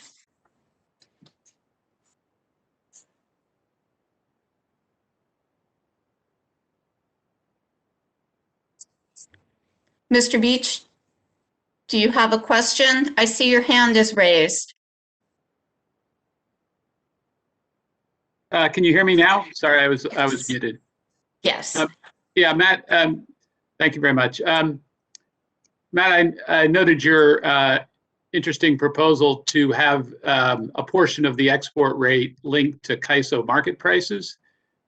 You know, we've just seen an episode in Texas where you know, customers whose rates were linked to market prices, you know, got severely burned.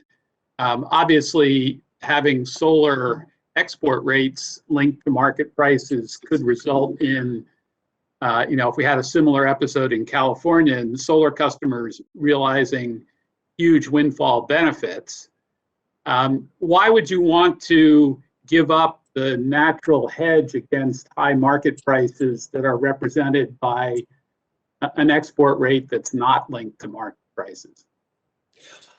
Thanks, Tom. I think my answer would be that the hedge that we're most interested in is on the import rates.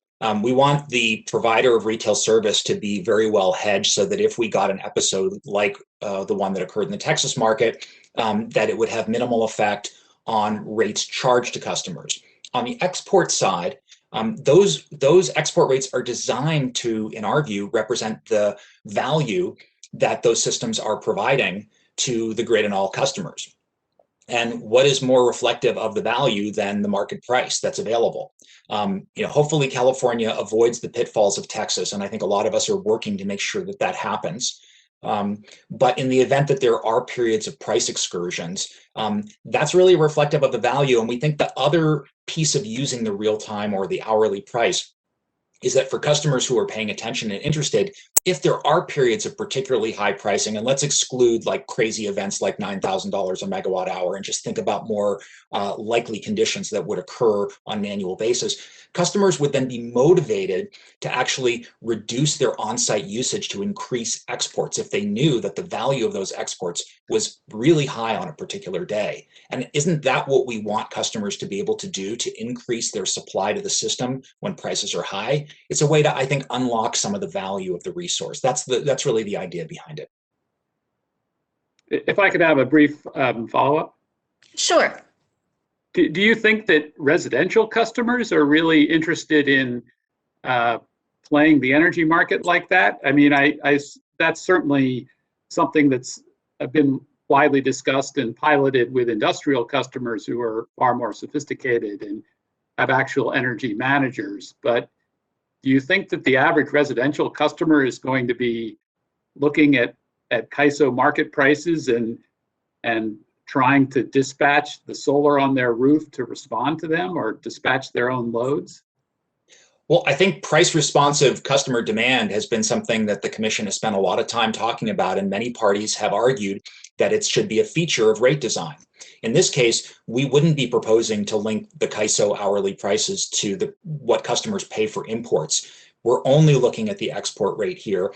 And my assumption is that customers with solar systems that were under such a tariff would be able to receive information from third-party aggregators and other sources. They wouldn't be sitting there on the CAISO website looking at the DLAP price. You know, they'd be getting alerts like, hey, today's prices are really high. If you can reduce your usage, you can export more power and get a bigger credit on your bill. I think that kind of messaging is the thing that would resonate with customers if they knew that there was a significant savings associated with them reducing usage during peak periods. So I think it's just more of a simple kind of message that we might anticipate from aggregators and other entities, rather than customers constantly monitoring the price and trying to figure out how to play those markets. I agree with you. That's not the model.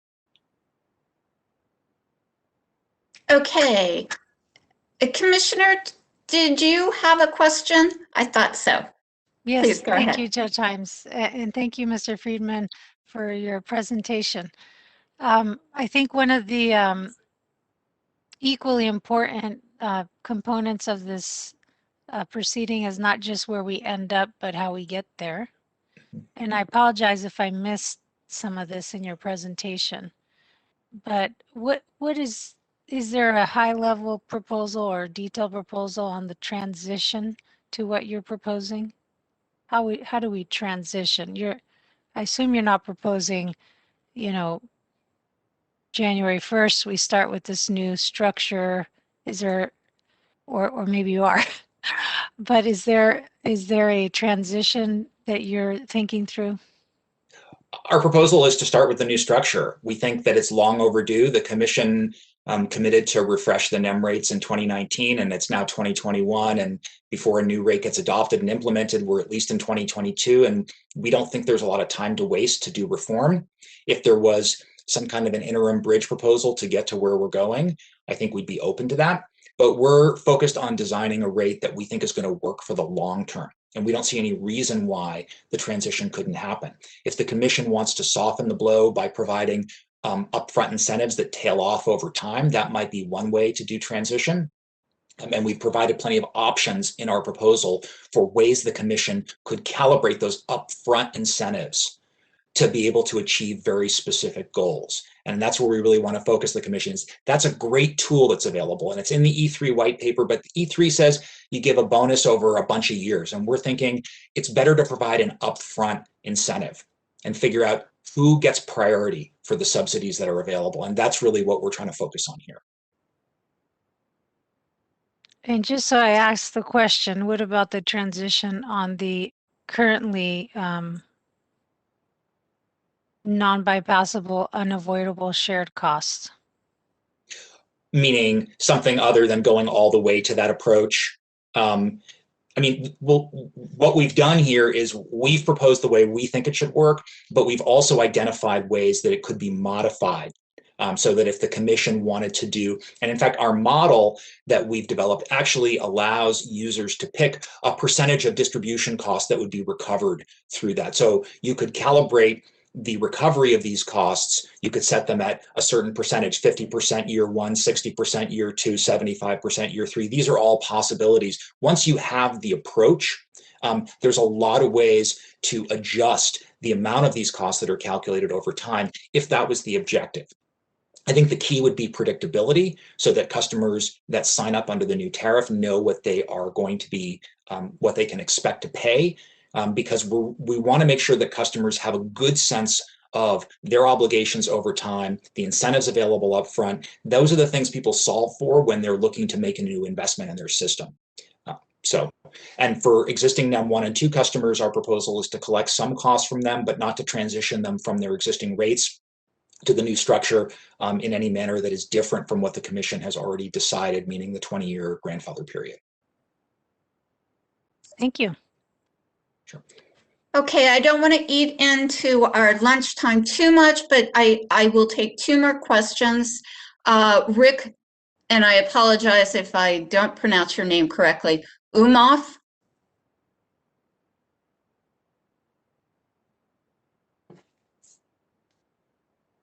Mr. Umoff, you have a question? You are muted, so you might want to turn off mute.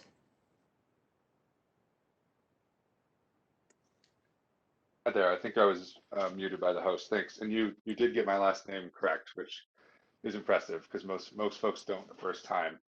So I have two quick questions. One, Matt, is just to clarify. I think in response to one of Brad's questions, have you all looked at what the market impact would be, or the uptake kind of broadly would be from your tariff proposal? That is, uptake of solar and storage across all customers in California from your proposal going forward? The answer to that is that we have not done an analysis. Our model does not contain what you call adoption logic to assess that. I think the way that we're addressing the issue is to identify the availability of an upfront incentive that can be used to solve for specific payback periods. And so to the extent that the commission decides that a particular payback period is needed to ensure a certain level of adoption, and that level of adoption is critical to any successor tariff. We think that the upfront incentive tool, the market transition credit, could be calibrated to achieve those specific results. And so we've kind of set it up for use in that respect. And we understand that there's a debate about what's the right payback period. In our view, we've proposed 10 years for care, and if there's going to be an incentive for non-care, 15 years. We understand that's a debatable proposition. Also, the idea that if there's non-rate sources of money available, so it's not just customers paying for the subsidy, more money makes everything easier here, and you could solve for a shorter payback period if there were external sources of funding available. And that's something we would be very interested in exploring through various forums. Thanks. And the follow-up to that is, when looking at structuring the MTC, have you looked at how you would structure it, what level it would need to be for achieving, the target payback periods, and then taking into consideration various financing options like cash, loan, lease, PPA? Have you run that analysis, or can your model run that analysis? Yes, our model specifically allows you to look at an upfront purchase or a lease. Those are the two options. All of the financing assumptions are in the model and can be adjusted by the user. So those are things that we are very interested in. And if you look actually at the sample numbers that we have in the presentation, so for the care customers solving for a 10-year payback, we're estimating an upfront buy down of between, it looks like it's about $150 a watt that we're looking at for a 10-year payback period.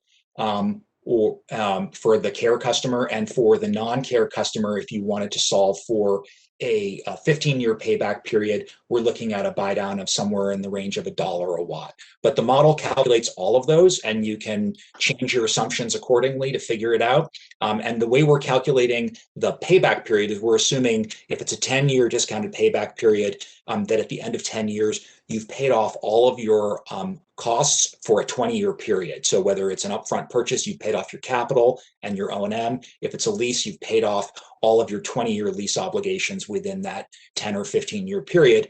And everything after that is essentially gravy. That's the way we put it together. But there might be other ways to calculate a payback period. We'd be interested in other folks' thoughts on that.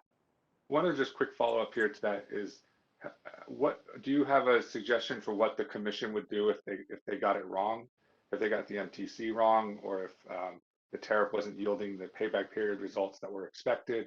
How often would it be reviewed, and how would they avoid real disruption in the market if this administratively set tariff was sort of done incorrectly, or they misjudged?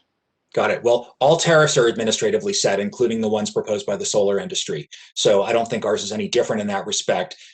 In terms of updating the MTC, we're proposing that the MTC be updated anytime there are significant changes in input assumptions. So if the ITC goes away, or if it gets renewed and enhanced, those would all be things that should be considered as part of an MTC calculation. And at a minimum, we'd want a 3 to 5 year update cycle, but could be more frequent based on real world events that really drive actual costs for participating customers. So what could the commission do if it's not liking the results it's getting? It could update the MTC. That's our view. Okay, I'm going to jump in here. Given our time, I'm going to ask one more question, especially since he's asked it a couple times, so I appreciate his patience. Sam White asked, how does TURN differentiate a customer's self-generation and consumption, never touching the grid, from conservation and energy efficiency? Or do you propose new NUS charges for any customer who reduces their energy use from the grid? We are not proposing new charges for customers that install energy efficiency or engage in conservation. We think there's fundamentally a difference between customers reducing their usage and customers putting a power plant on their own side of the meter, generating their own electricity and using that to bypass their obligation to pay shared system costs. So we just see it fundamentally differently. Okay, great. given our time, thank you so much, Mr. Friedman. I appreciate your time. We're going to break now for lunch. And I am going to cut into your hour.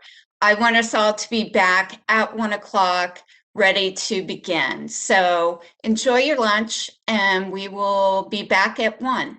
Thank you. Welcome back. We have a jam-packed afternoon, so I want to go ahead and get started.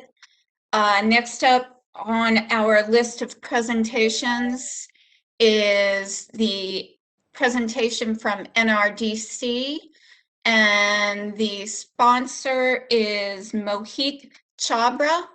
Mr. Chabra, are you with us? Yes, there you are. Go ahead and proceed. Can you hear me, Your Honor? Yes. Okay, thank you.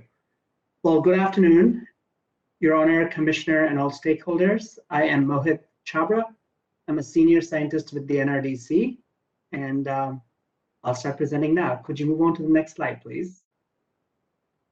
So before I start with the NRDC proposal, I'd like to provide some broader context of where NRDC is coming from and our approach to developing this proposal. As we all know, California has strong policy goals and mandates to get to zero carbon electricity and a carbon neutral economy by 2045. So we know where to go, but how do we get there? Cost effectively, equitably, affordably, in an environmental conscious manner. That's the context where NRDC is coming from. And next slide, please. And the question is, where does net energy metering policy fit in there? Net energy metering has so far driven adoption of rooftop solar in California, 9 gigawatts and counting within IOU territory. So as far as getting rooftop solar on roofs was concerned, it's done a great job. But given where we are, we need to take a look to see whether this policy aligns with our broader goals to get to our clean energy goals, which require, in big part, affordable electricity so that Californians can choose alternatives like electric cars, electric heating, and very importantly, electricity remains affordable for all Californians. If we haven't accomplished this clean energy transition equitably and affordably, we haven't completed our job, is how I look at it. Next slide, please. An overview of our proposal. Our proposal is in 3 parts. The first part is to provide a neutral tariff. So the rate itself should be neutral in the sense that the benefits from solar exports should equal the cost that all of their customers pay for those solar exports. To achieve that, we're proposing a net billing structure with exports at avoided costs, time of use consumption charges, appropriate and scalable grid benefit and non-bypassable charges. The second part of our proposal is a market transition credit offered as an upfront incentive that would allow for a 10-year payback for customers. And our final part of our proposal is an equity and clean energy fund to guarantee benefits like rooftop solar to low-income customers. I'll go by these one by one in a little bit more detail now. Next slide, please. Really briefly, net billing is basically the sum of all your different components of your tariff, your grid benefit charge, your consumption charge, that's your export, plus other charges. This is just to set the conversation up for the remaining components. So next slide, please. NRDC proposes that NEM 3.0 customers should be on a time of use charge similar to NEM 2.0 customers, and preferably one that is appropriately differentiated to provide incentives for NEM 3.0 customers to consume energy and save energy in best alignment with grid needs, and thus further our climate goals. And by that I mean customers should be encouraged to save energy when supply is scarce relative to demand and prices are high, and use more energy when clean energy is cheap and abundant in the middle of the day. We support a proposal by the Sierra Club to move NEM 1.0 customers to a time of use rate if possible. And to the extent this changes those customers' behavior, it'll have positive impacts on the grid. Next slide, please.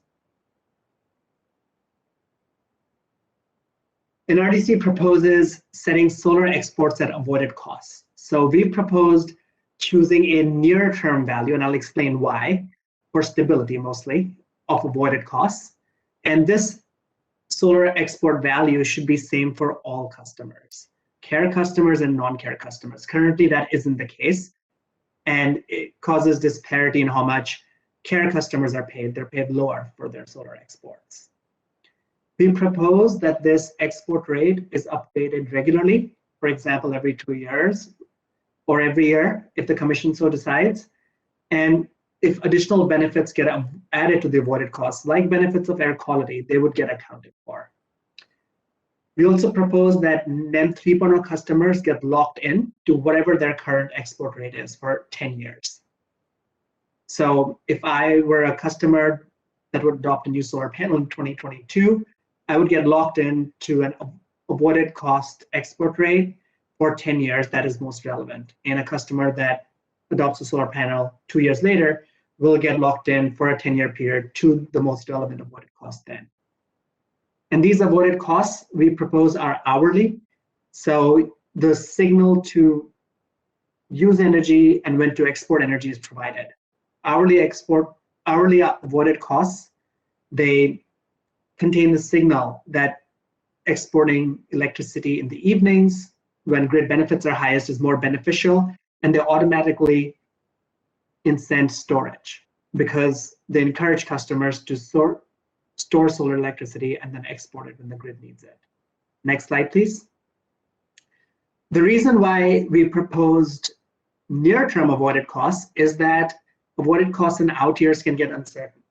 Now, the PUC has a forward-looking and very detailed and fantastic method for calculating avoided costs. The point here is that predicting energy prices in the future is very uncertain, especially in a changing grid.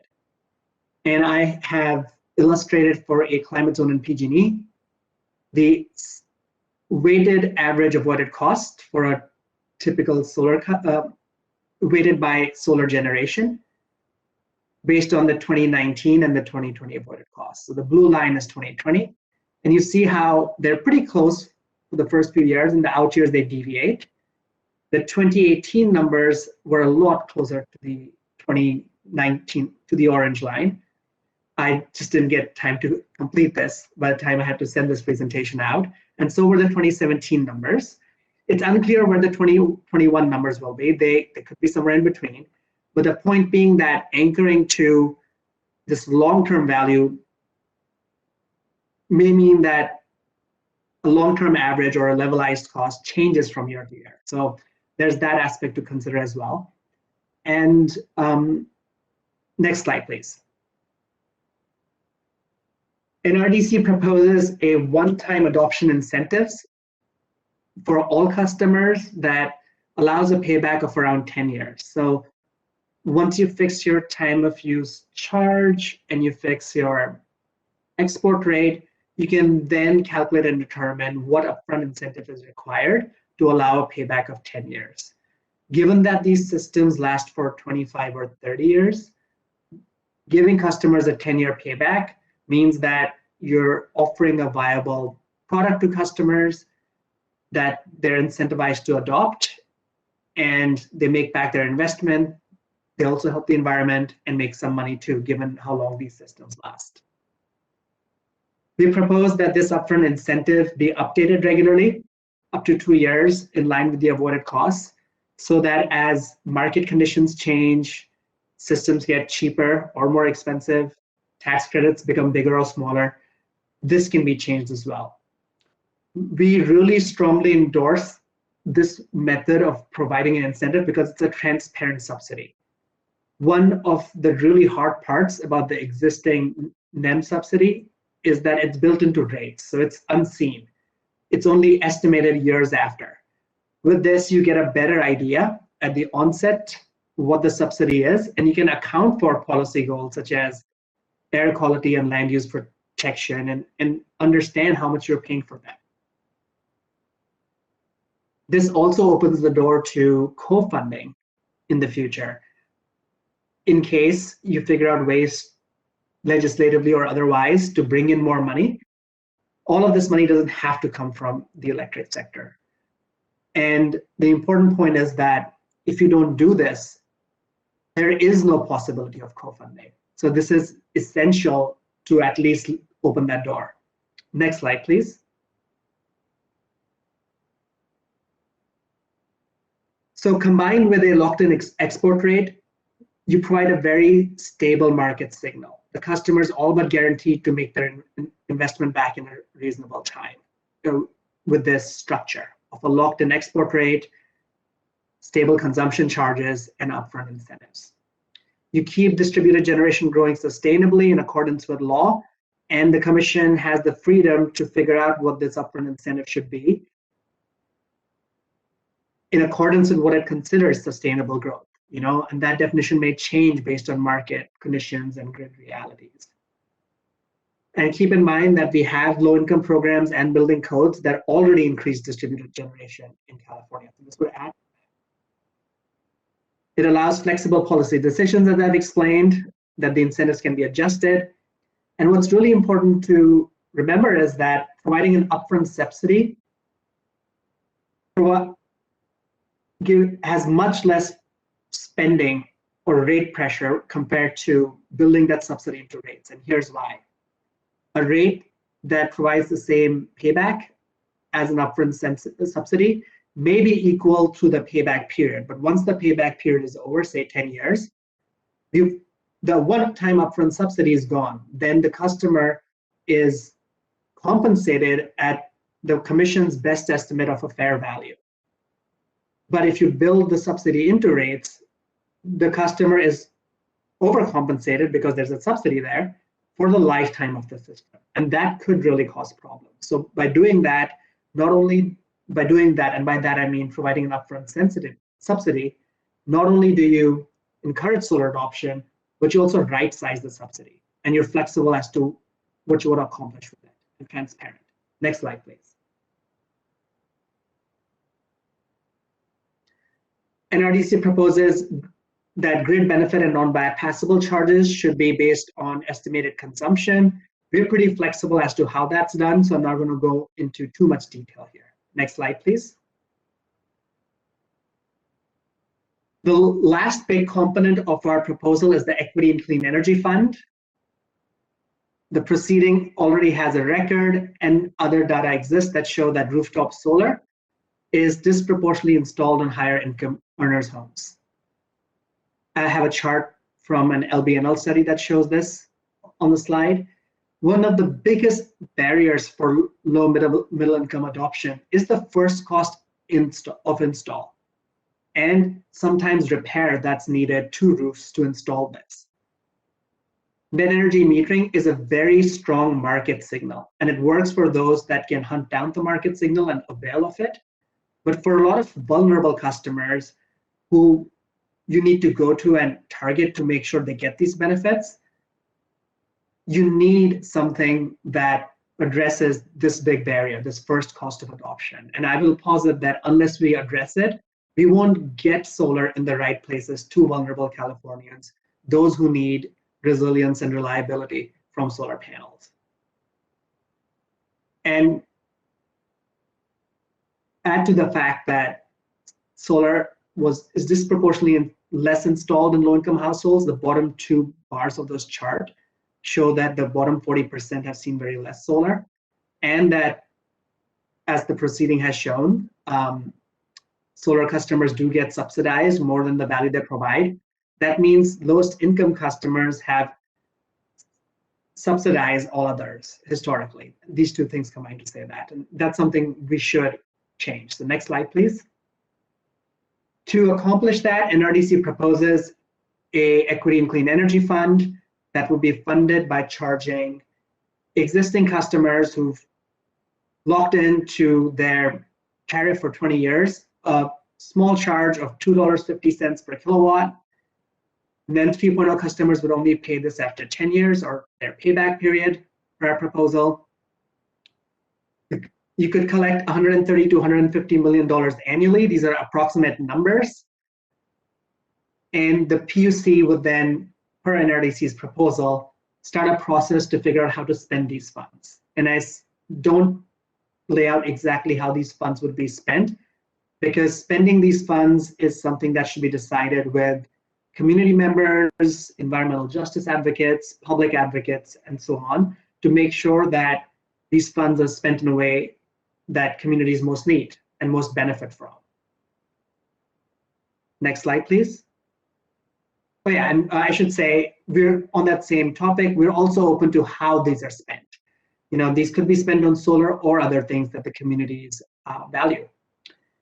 On transition for existing customers, NRDC supports Commission's decision to date of a 20-year period. We also support further discussion. The proceedings open, discussion should be on the table. And we also support the public advocates' proposal to provide incentives for storage for voluntary transition to a new tariff. Next slide, please. NRDC rigorously reviewed TURN's tool and supports its application. We went through formulas and such, the same tool that Mr. Friedman presented before lunch, and we found it to be accurate and very helpful. And in evaluating different party proposals, what's key is that all party proposals be evaluated on a common platform, which means a similar tool and with similar exogenous inputs and assumptions. So for example, the TRC, which is mainly dependent on the price and the avoided costs, the price of the solar system and the avoided costs, that should be kept constant because it's exogenous to the tariff, and so on. Next slide, please. In closing, this is not an easy task, and the PUC is an unenviable task of making tough decisions from many disparate proposals, and fully expect that stakeholder creativity, cooperation will be needed to figure something appropriate out, and NRDC looks forward to doing so. Thank you.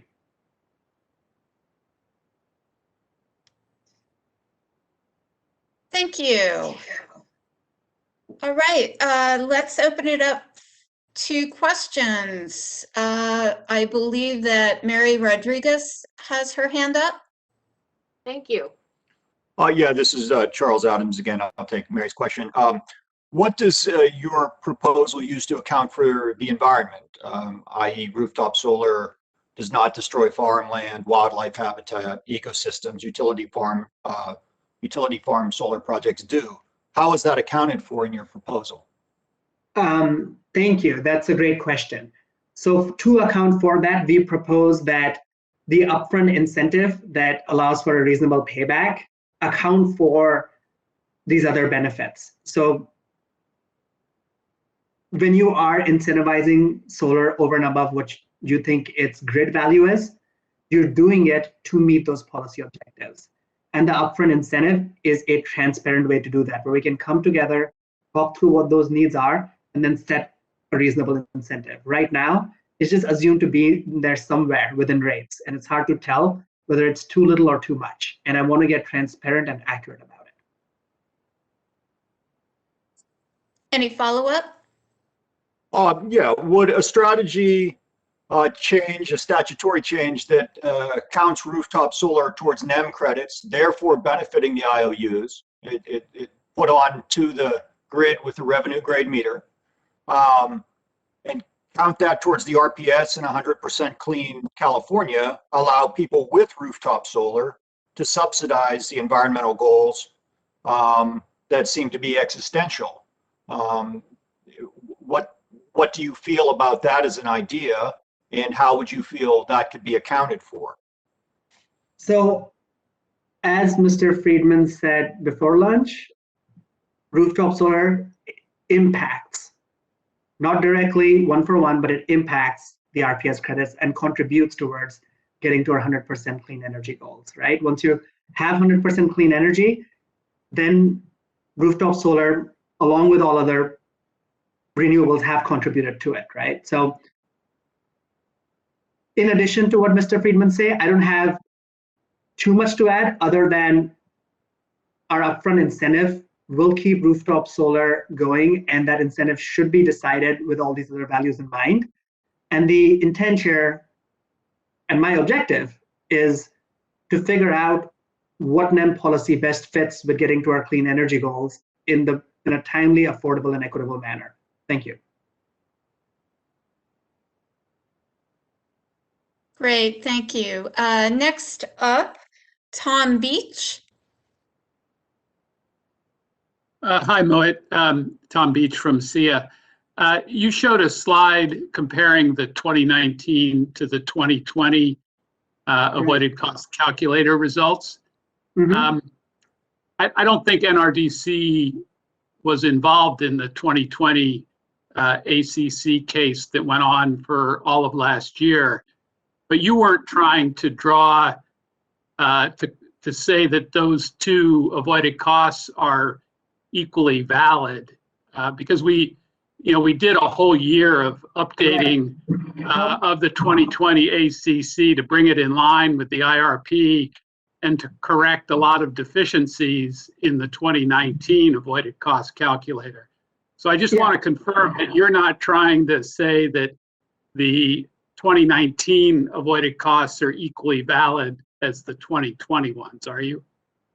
I'm going to tell you exactly what I mean to say. And what I mean to say is that the future avoided costs in the future get uncertain. So we need to account for that uncertainty. And to account for that, I proposed near-term average avoided costs plus the upfront incentive. All I want to say is that, so firstly, I was involved in the 2020 avoided cost calculator. I wasn't involved in the hearings and briefings because I was on vacation, but I was involved in the ruling and the proposed decision and such. So I have an understanding and appreciation for all the work that went in. My point solely is that there is uncertainty in the out years, and I'm sensitive to that uncertainty because the 2019 avoided costs, they imply a lower levelized cost than a near-term average, but the 2020 avoided costs imply the opposite. And as you say, improvements were made, but just want to keep in mind that future avoided costs may change the outlook of what you see 2030 and beyond, because this is a very complex subject. Just to follow up on that, you are aware that the 2020 ACC was based on modeling using the IRP model to meet the state's 2045 clean energy goals, right? Absolutely aware, and also aware that there will be an update to that that's coming through in a month and a half that makes improvements to that modeling. And it's hard to predict what impact those improvements will have because this is based on 3 separate models: a capacity expansion model, Resolve, production cost model, and then other data analysis, right? So I just want to have some appreciation for, it is hard to predict what those changes would be, but I understand and your point is well taken. Okay, so moving on, I'm going to call out the name of the next 4 people one at a time. It will be Brad Hebner, followed by Michael Boyd, followed by Tim Lindell, followed by Jose Trinidad Castro. So, Mr. Hebner. Thank you, Your Honor. And could we go back to that slide that Tom Beach was just referring to that shows the orange line increasing and the blue line? Yeah, there it is. Yeah. Let me ask about this. If I understand it correctly, this is the blue line is the single year ACC values in the actual avoided cost calculator year by year, one at a time through 2045. Is that right? Yeah, weighted by a solar production profile. Yeah, right. Okay. Yeah, I get similar values as I mentioned earlier. And then, so in the later years, so in the earlier years, this measured single year snapshot ACC is lower than rates. In later years, the avoided cost is higher than rates. So under your proposal, would customers be compensated for exports at levels that are far higher than rates? No, they wouldn't, because you'll update the avoided costs regularly, and you're taking a near-term average. So they would, my intent, our proposal's intent is that you figure out the most relevant, accurate avoided cost data for solar exports, and you lock customers in for a reasonable period of time. You could say that 10 years is too long, maybe avoided cost will change, so let's make it 5 years and do a rolling average that way, and that would be fine too. But the objective really is, let's figure out what's certain, what's accurate and stable, and base solar exports on that. Okay, if I may, obviously this is a prediction. Is a prediction. You can't expect it to be 100% accurate, but suppose this is accurate, and it is what happens to the actual avoided costs as time goes on. Right. In later years, the avoided costs would be far higher than rates. So under your proposal, if you're saying it's the updated avoided costs, would you compensate NEM exports at those avoided costs? If the avoided costs turn out to be so, because I also propose they be, you lock in a customer for a reasonable time. I said 10 years, you could argue 5, 7, whatever. You'll update them at the end of that period. And if the avoided costs at that period are still high, then they get compensated at that higher value. Okay, thank you. Yeah. Okay, and moving on, Michael Boyd. Can you hear me? Yes, welcome, Mr. Boyd. Yeah, sorry about operator error on my end. So my question is similar to Matt's. My understanding is the integrated resource plan basically ensures California has safe, reliable, and cost-effective electricity supply, and is based on, it's indexed, the avoided cost calculator developed as part of that, is indexed on fossil fuel, not on renewables. And I'm curious to know if you think it's appropriate to use fossil fuels to index the value of the renewable resources involved in the NEM. Thanks for asking that question, Mr. Boyd. Is it fine to, before I answer that question, I'll tell you what my understanding of the avoided cost calculator is, given my involvement there. The avoided cost calculator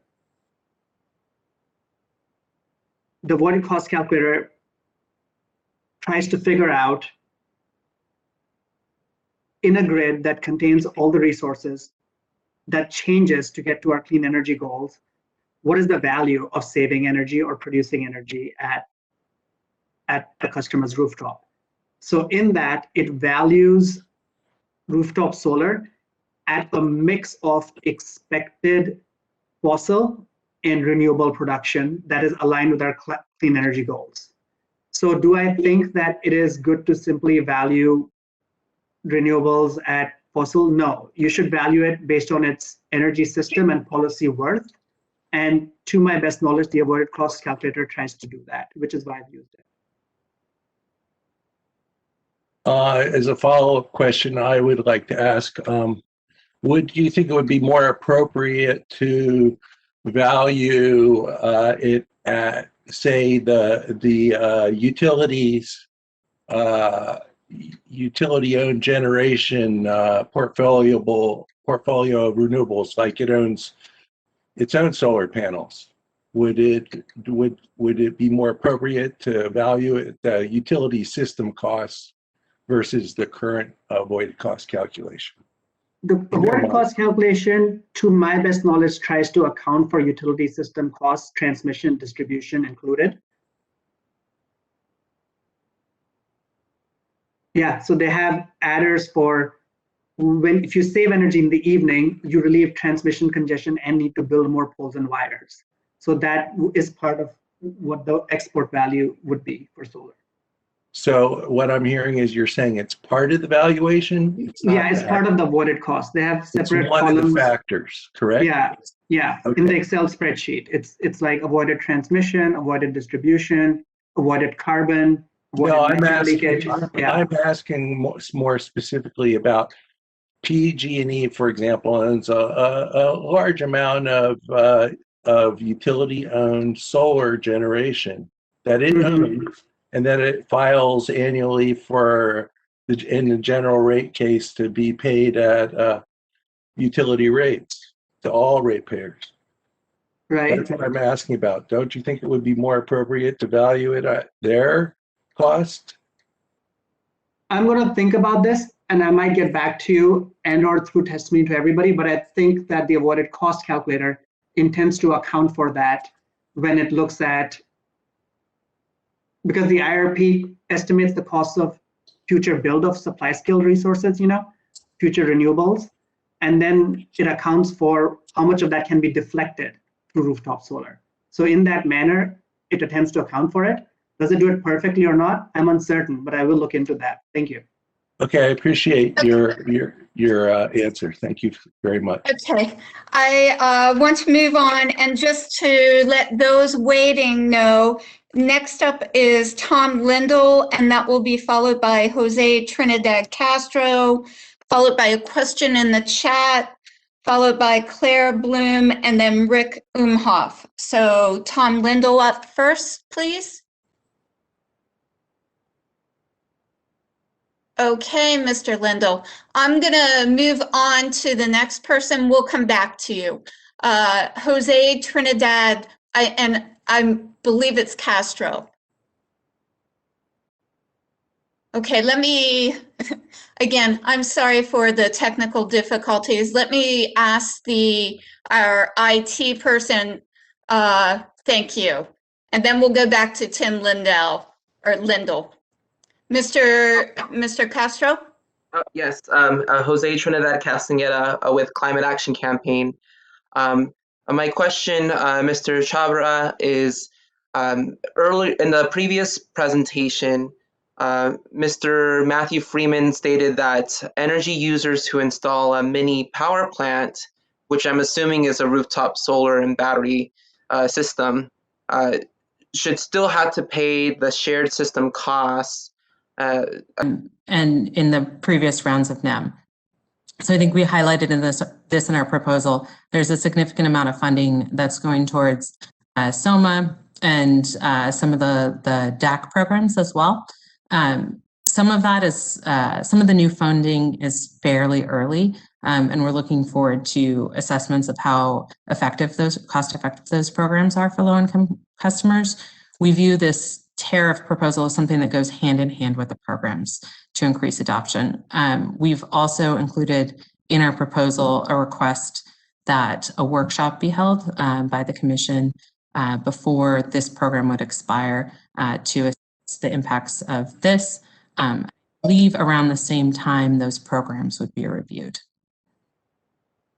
Okay, thank you. And moving on, Matthew Vespa has a question. Yeah, hi, thanks. Hi, Erica. Hi.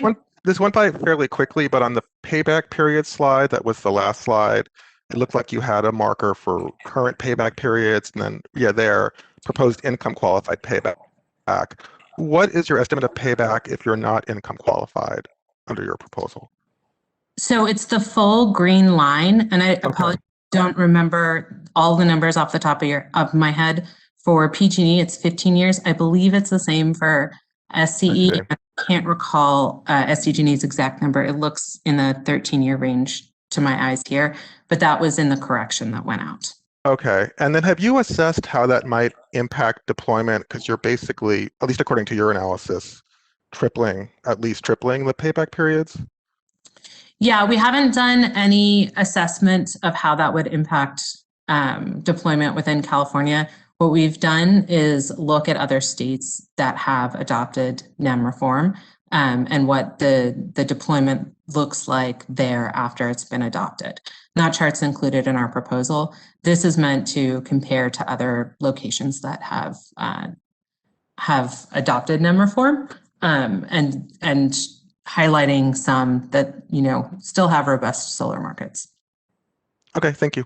Yeah, to your specific question, we haven't done an assessment of what adoption would be like before or after.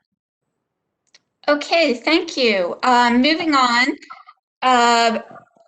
Up next, I'm going to call out 4 names, and that will be the order of the next 4. Brad Hebner, followed by Michael Boyd, followed by Ali Detrio, and then Mary Rodriguez. So Brad Hebner. Thank you. Hello, Erica.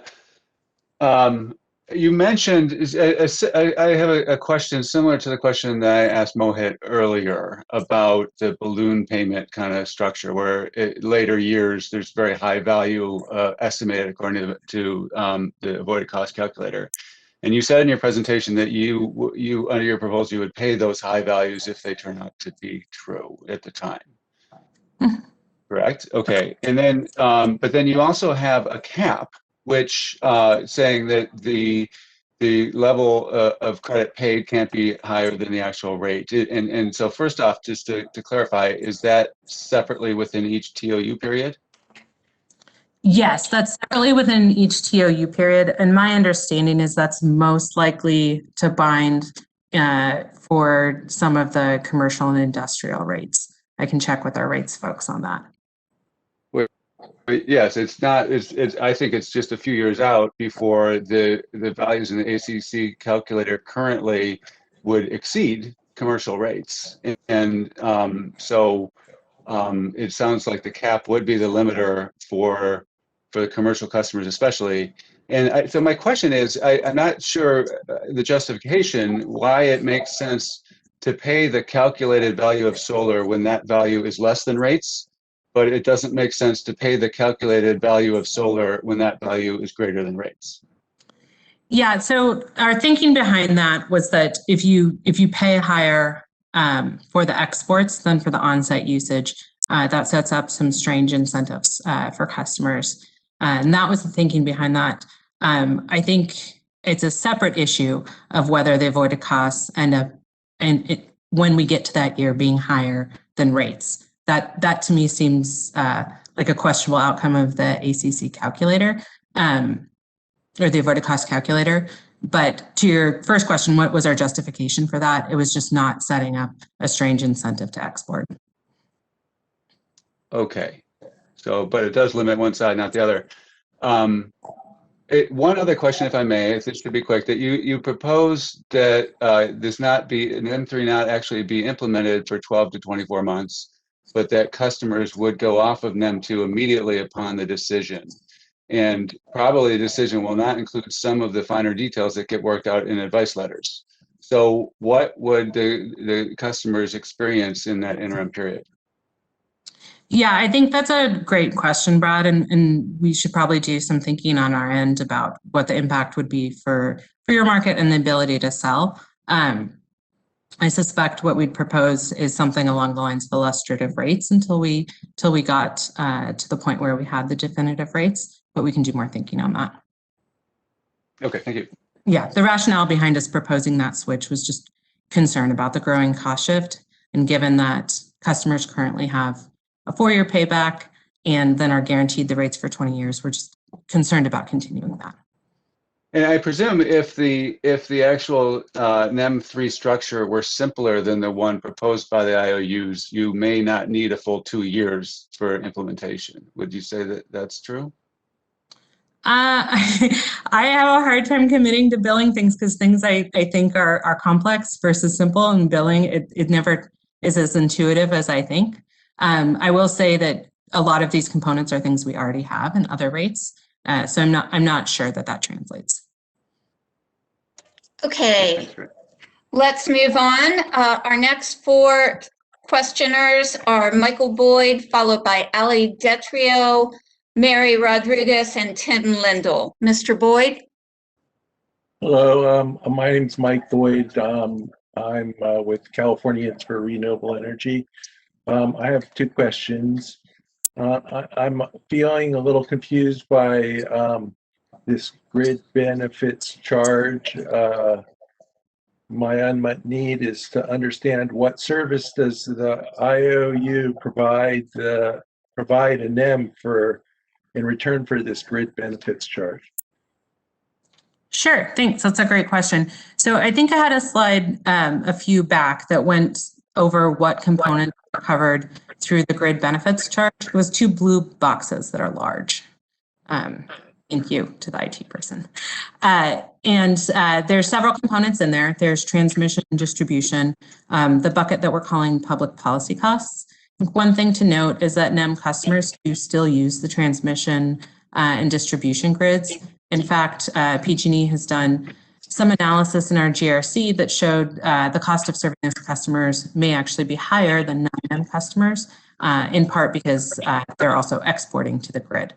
So there are still transmission and distribution costs associated with NEM customers. What we're proposing is we would recover those costs less the avoided cost for the system, which our CPUC calculated. For the public policy costs, those include things like wildfire, the PPP charges, and nuclear decommissioning. And those are policy costs that really don't change one way or the other when someone installs a NEM system. And I think Matt Friedman mentioned before, does it really make sense for someone with NEM to pay less towards wildfire costs than someone So without? I'm confused because some of those charges were already charged. Are you suggesting that you would charge it twice? Or you would No, yeah, defer it from thank the you. other charge? Yeah, thanks. So we wouldn't still have the same system that we have today, where we charge some of those non-bypassable charges based on consumption.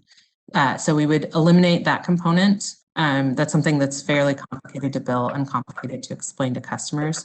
And instead, that would be a single amount that would be recovered through the non-bypassable, through the grid benefits charge.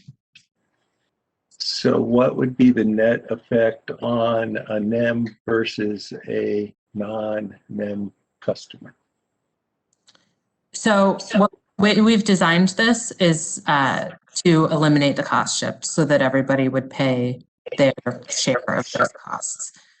It would, going forward, eliminate the cost shift from customers so that non-participants wouldn't have to shoulder a larger portion of those costs. But it wouldn't change any cost shift associated with existing NEM customers. So I have a question about the underlying. Actually, Mr. Boyd, I'm going to have to interrupt you just to allow everyone an opportunity to ask their questions. I'm going to limit it to one question and a follow-up question. So I'm going to move on. Okay, Next, thank you. Next up, the next four people are Ali Detrio, Mary Rodriguez, Tim Lindell, and Jean Armstrong. So Ali Detrio, please. Thank you, Judge Hyams. I have two questions, so I will make them brief. They're both specifically on virtual net metering, and Erica, thank you for your presentation. So my first question is, during solar producing hours, all the loads behind a physical interconnection point consume the electrons directly from the solar, not the grid. And so only the overproduction electrons get sent back to the grid as a NEM credit. And this is the case for any interconnection behind the parcels transformer and is the case for most VNEM systems. Your slide on VNEM states that all power produced from VNEM is exported to the grid. I just wanted to know, is this just from a metered standpoint? And are you showing this because there's no way for the utility to meter power at the service delivery point to a VNEM point? And just if you could explain a little bit more about how that VNEM system is currently being displayed, because that doesn't seem accurate. Sure, and I'm going to start by saying this probably gets into some technical issues that are slightly outside of my depth, but my understanding is that for many of the VNEM configurations we have today, that it doesn't necessarily follow that it's actually consumed on site. They can be set up so that some or all are never actually consumed on site at all. What we've shown there is a configuration where there's two buildings that are next to each other, served by the same VNEM system. One, basically none would be consumed on site, and then the other, potentially some would be consumed on site. Wouldn't it make sense to start actually tracking the true net utility energy delivered to the aggregate multifamily building after the live offset?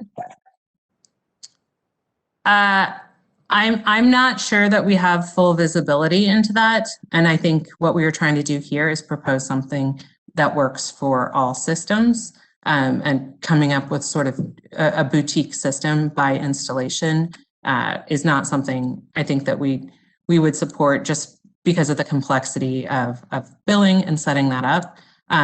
That said, it's possible that I'm not totally understanding your question, and it might be worth having another conversation offline with somebody who's knows a little bit more about the physics of how the VNEM systems work. Yeah, one other question then. How does this proposal serve the renter demographic? How does our proposal? So I think what we've proposed for the VNEM system is that they be compensated in a way that's financially equivalent to non-VNEM tariffs. And so that way they have the same opportunity as non-VNEM tariffs. Thank you. Actually, I'm going to have to interrupt you just so that we get to everyone's question today. Again, one question and one follow-up question, just so we have enough time for everyone. The next 4 people will be Mary Rodriguez, followed by Tim Lindell, Jean Armstrong, and Tom Beach. Mary? Again, Charles Adams taking a question for Mary, Albion Power Company. How does your proposal account towards the 30 by 30 initiative? We're already down to 37%, so that seems pretty pressing. Solar farms are the alternative, so I don't know what we can do to value these rates without looking at what the alternative is. Solar farms and remote PPAs are very destructive and are responsible for the duck curve. Do you account for 30 by 30? And if not, is that just an externality that's not part of this proceeding? Sure. Can I clarify, is the 30 by 30 that you're referring to the land conservation issue that's been discussed earlier today? That's correct. That's correct. Okay. Yeah, thanks. I think that CS presented some interesting data on that we're still looking at in one of their appendices. One thing I'll note is that we do propose to update the avoided cost calculator over time with the actual avoided costs. The most recent avoided cost proceeding did align those calculations with the IRP. And so I would anticipate, to the extent there are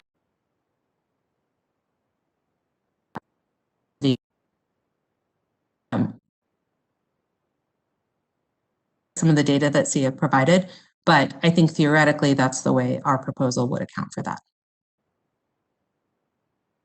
Any follow-up? Yeah, you broke up quite a bit, so I may not have gotten your entire answer. Maybe that was on our end. I guess I continue to hear that it will be updated at some later time, but if the industry is gutted or destroyed at this point for rooftop, I don't know if that really matters. If the environment's not counted for, why? And the value of ecosystems that support life on the planet may be hard to quantify, but it's certainly not zero.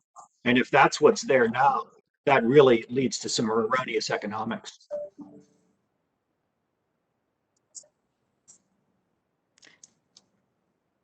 Yeah, I appreciate the feedback. Like I said, land use constraints are something that we're still looking at, that we saw mentioned in the proposal, and appreciate those being called out. We need to do a little more work on our end to understand how those flow through the IRP and subsequently the ACC, because I believe theoretically they should be able to do that. Okay, great. Thank you. The next 4 questioners will be Tim Lindell, followed by Jean Armstrong, Tom Beach, and Joe Weidman. Mr. Lindell? Thank you. They unmuted me, Your Honor. Can you hear me now okay? Yes. Thank you. Thanks for the presentation, Erica. A pretty quick and simple question. The value of distributed energy tariff, or the BODE, does that operate like a buy-all, sell-all essentially, or what's the difference between that and a buy-all, sell-all? I'm not sure if there's some metering differences. The way it works is that all the energy would be compensated at a financially equivalent rate using TOU periods, and then the customer would still pay for consumption on site. I think the main goal is what we're trying to get at is the metering arrangement that allows us to see everything that's exported. So customers wouldn't be able to net consumption and generation. That's correct. Okay, thanks. Great, thank you. And our next four questioners are Jean Armstrong, followed by Tom Beach, Joe Weedman, and Ben Schwartz. Ms. Armstrong? And you'll just have to unmute yourself. Thank you. Can you hear me? Yes. Okay. So my question is about the rate schedules that the NEM customers, NEM 3.0 customers will be allowed to take service under. And PG&E and SDG&E have proposed a rate here, but it also states, or you stated in your presentation, that they'd be allowed to take service under other type of rates, like potentially the E-elect that's being discussed in PG&E's GRC. My question goes to something that's stated in your actual proposal that you filed, and it was that if customers do go on these sort of alternative rate schedules, that there would potentially have to be a grid benefits charge assessed. So they wouldn't just be going, if I understand it correctly, they wouldn't be going on the rate schedule as it's adopted by the commission. It would be the rate schedule plus some sort of grid benefits charge. Is that correct? Yeah, somewhat. So I think we've distinguished between the underlying rate and the NEM rider. And the grid benefit charge is something that we consider a component of the NEM rider. So similar to what we put forward for non-residential customers, where you see all the different grid benefits charges depending on your underlying rate. For a residential customer, if they went on a different underlying rate, they would have a correspondingly different grid benefits charge. I believe we had in our presentation as an example of that, what the grid benefit charge might be if they went on a non-tiered TOU rate. So we didn't include all of those calculations since some of those rates aren't even approved yet. But the idea would be you would arrive at a financially equivalent place. And when would that be determined? Let's say PG&E's E-elect rate was approved in this GRC. When would the benefits charge for that rate schedule? Yeah, that's a good question. And I actually am not sure that we have talked about that level of implementation detail off the top of the head. Off the top of my head, I think we're proposing to update the grid benefit charge each year. So potentially it could be done in line with that. But that's something that we'd have to think about. Okay, thank you. Thanks. Okay, thank you. So next up, we have Tom Beach, followed by Joe Weedman and Ben Schwartz. Mr. Beach? Hello, can you hear me? There we go. Yes, All right. thank you. Thank you, Robert. Go ahead, Mr. Beach. Yeah, thank you. Erica, I have hopefully a fairly simple question with a follow-up.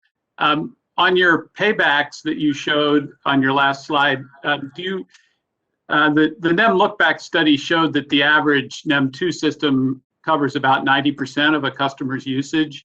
Do you know what size system was modeled for those paybacks that you showed? I don't off the top of my head. I have a live chat going here. I believe it was 5 or 5.5. I'll see if somebody updates me on that. So that would be roughly similar to the size of a NEM 2 system? I believe so. Sorry, I see lots of dots on my chat. I think somebody is going to get me an answer soon. I apologize for not knowing this off the top of my head. And so my follow-up question is, we've seen a proposal similar to the IOU proposal recently in South Carolina from Dominion Energy, and that has very high grid benefit charge and very low export rates. And that structure, the bill savings available to the customer is very dependent on the size of the system relative to the customer's usage. Because as the system size increases, the grid benefits charge doesn't change, but the bill savings become increasingly due to the exports, which are compensated at a very low rate. So when you look at it, it's really not economic to install a system that serves more than about 30 to 40% of the customer's usage. So have you looked at that? And because if that were to be the case in California, systems would end up being sized at maybe a third of the size that they are today, and we would not come anywhere near the amount of distributed generation capacity that the state is planning for.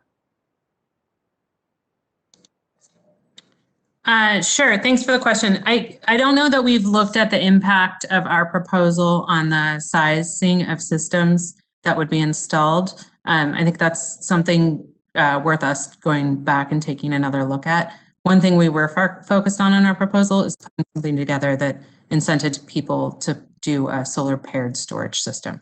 So I don't know if that impacts the sizing decisions, but that was one of the goals with our proposal, is moving folks towards installing that paired system. And how does your proposal do that?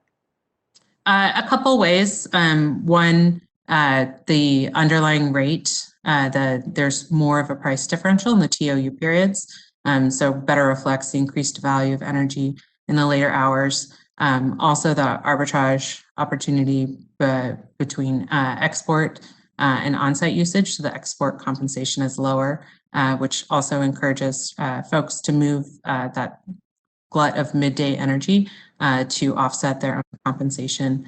And then with some of our netting proposals as well, I think the three of those work together to encourage storage adoption. The other thing you'll note in the last chart that we have is the payback times for solar paired storage compared to standalone solar.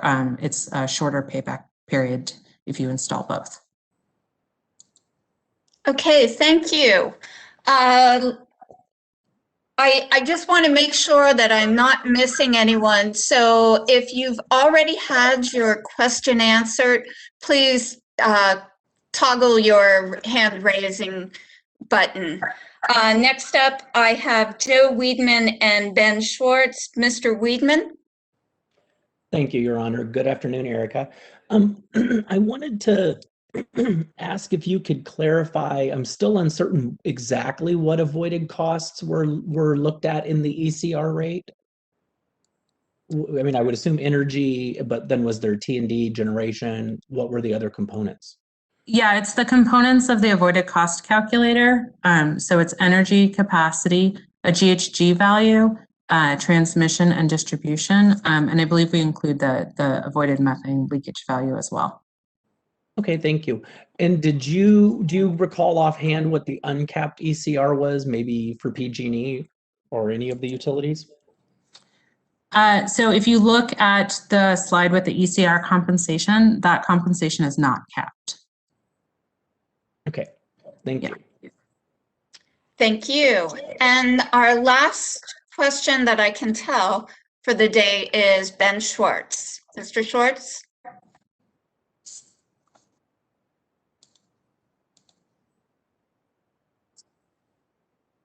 Thank you, Your Honor, and good afternoon. My name is Ben Schwartz. I am with the Clean Coalition. And so my main question is, would the costs in the grid benefits charge be broken down on a monthly bill, or would they be lumped together? Oh, I don't think we've gotten to that level of detail. So I'm not sure. Okay. And then do you have a preference? I guess. I think having them be broken down would definitely be helpful. It would be easier to digest, I think. Okay. I know we always have bill space constraints, but that's helpful to know your preference. And then kind of as a follow-up to that, since transmission access charges were not, NEM customers were exempt from transmission access charges as part of NEM 2, what would the average increase in non-bypassable charges or the grid benefits charge be? That's not something that I think that we've looked at. So the proposal was meant to eliminate the cost shift, but I don't think we've broken that out by the components of the cost shift. And in a way that would answer your question, probably suggest asking a data request on that to see if we have that analysis or something that can answer that question for you. Okay, to do that, could I email you or would I have to email someone else? I think you go through the standard data request process, which I believe is either through the lawyers or our case managers. Okay, great. Thank you. Great, thank you. And I'm just going to check one more time to see if we have any additional questions. No hands are raised. Great. Well, this was a great opportunity for everyone to get their questions answered. I hope that everyone feels that they got all of their questions answered. If they haven't, there is additional opportunities, at least for the proposals for today. Chris, you were going to walk us through a logistics slide, Chris Westling? Hi, Judge. No, that was just if there was logistics problems by this point. So good to go. Okay, great. I'm not going to keep you much longer. Let me turn on my video. And this is a great time. I've had my video off because I'm in a home where there are two of us working all day online, and we tend to bottle up the internet connection. Which leads me to my next conversation with you all, which is talking about evidentiary hearings. They are scheduled for the second 2 weeks in June. We are not going to be out of the current situation we are in, unfortunately. So we will be holding evidentiary hearings virtually. I know that I could not do this or hold hearings at my house. I'm going to be going into the office to make sure that we have make sure I have a good connection all day. So I wanted to talk to you all to kind of get an idea. There's 3 ways that we could hold an evidentiary hearing. There's telephonically, which I will tell you right now is off the table. I can't imagine trying to hold a evidentiary hearing just through the telephone. It's just not impossible, especially given the technical nature of this proceeding.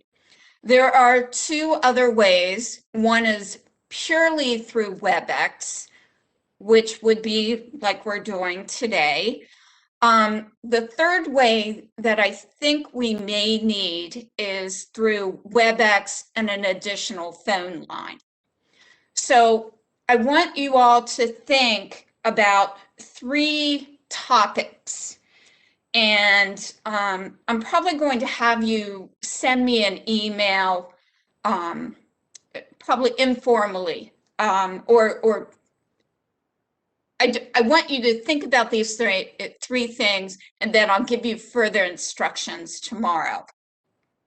So think about your savviness. How savvy are you with going through a WebEx? For instance, today, did you have difficulty finding the buttons? Because with evidentiary hearings, you're going to be dealing with so much more than just listening or even presenting. You're going to be thinking about your next steps throughout the course of the entire hearing. So you may not be able to give as much attention. So think about that. Think about what your tools are as you've been working from home. Do you have a high memory laptop that will enable you to share your screen with us? As you saw with Brad Heavener earlier, he had some concern about sharing his screen because of his internet connection. So it may be that we'll have to figure out a way to provide any kind of documentation ahead of time. And also your headsets. I don't use a headset, and I'm hoping that you all can hear me clearly. Again, I won't be here. I won't be in my home. I will be in the office, but I still want to know this information from you. And then finally, again, getting back to what I said before, your internet speed and your bandwidth. Can your machine handle sharing, for example, documents?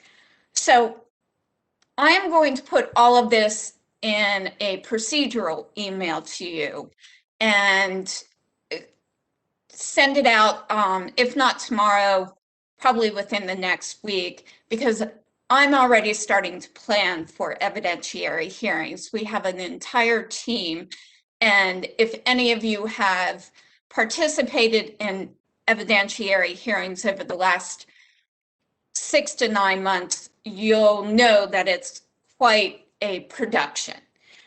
So I want to begin that production, or that pre-production, very, very soon.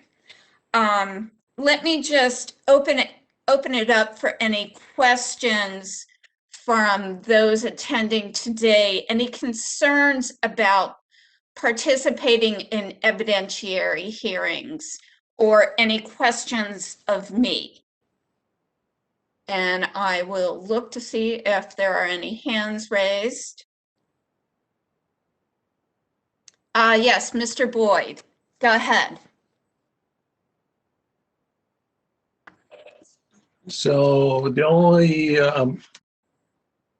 issue I observed today with doing presentations is the quality of the document looks a lot different when you like send a PDF. Like, for example, I have my presentation in PowerPoint, and it looks a lot different than the documents that people send in.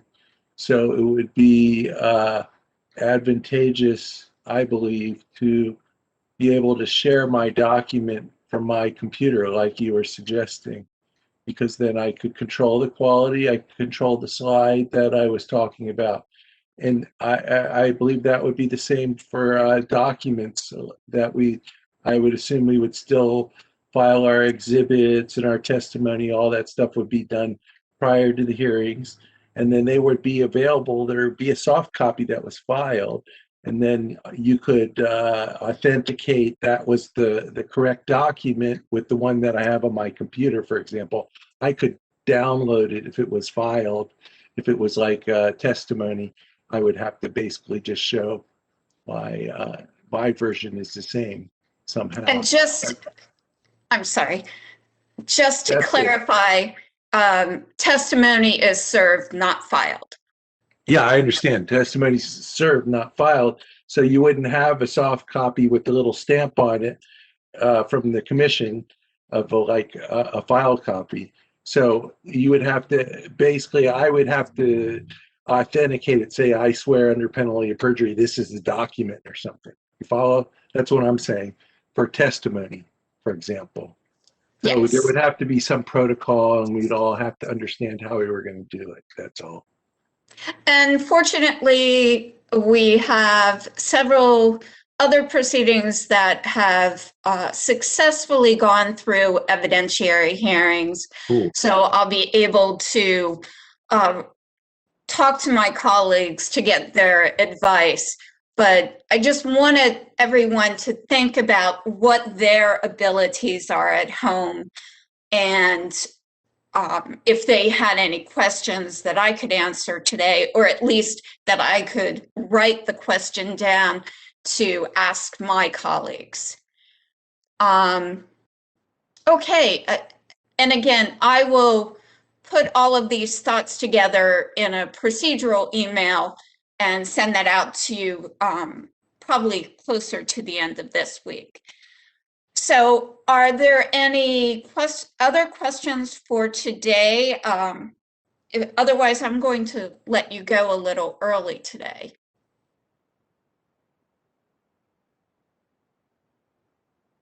And I see one question in the Q&A. Let me just bring that up.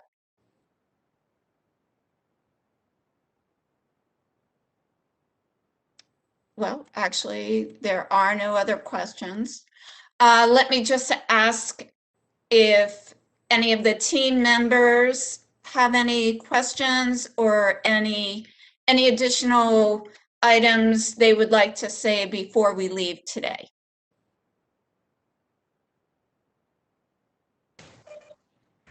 None for me. Thank you, Judge. None for me. Okay, great. Well then, with that, I will let you all go, and I will see you tomorrow morning at 10 a.m. and we'll do it all again. And again, thank you all for your participation and especially your patience. Have a great evening. Thank you. Thank you, Your Honor.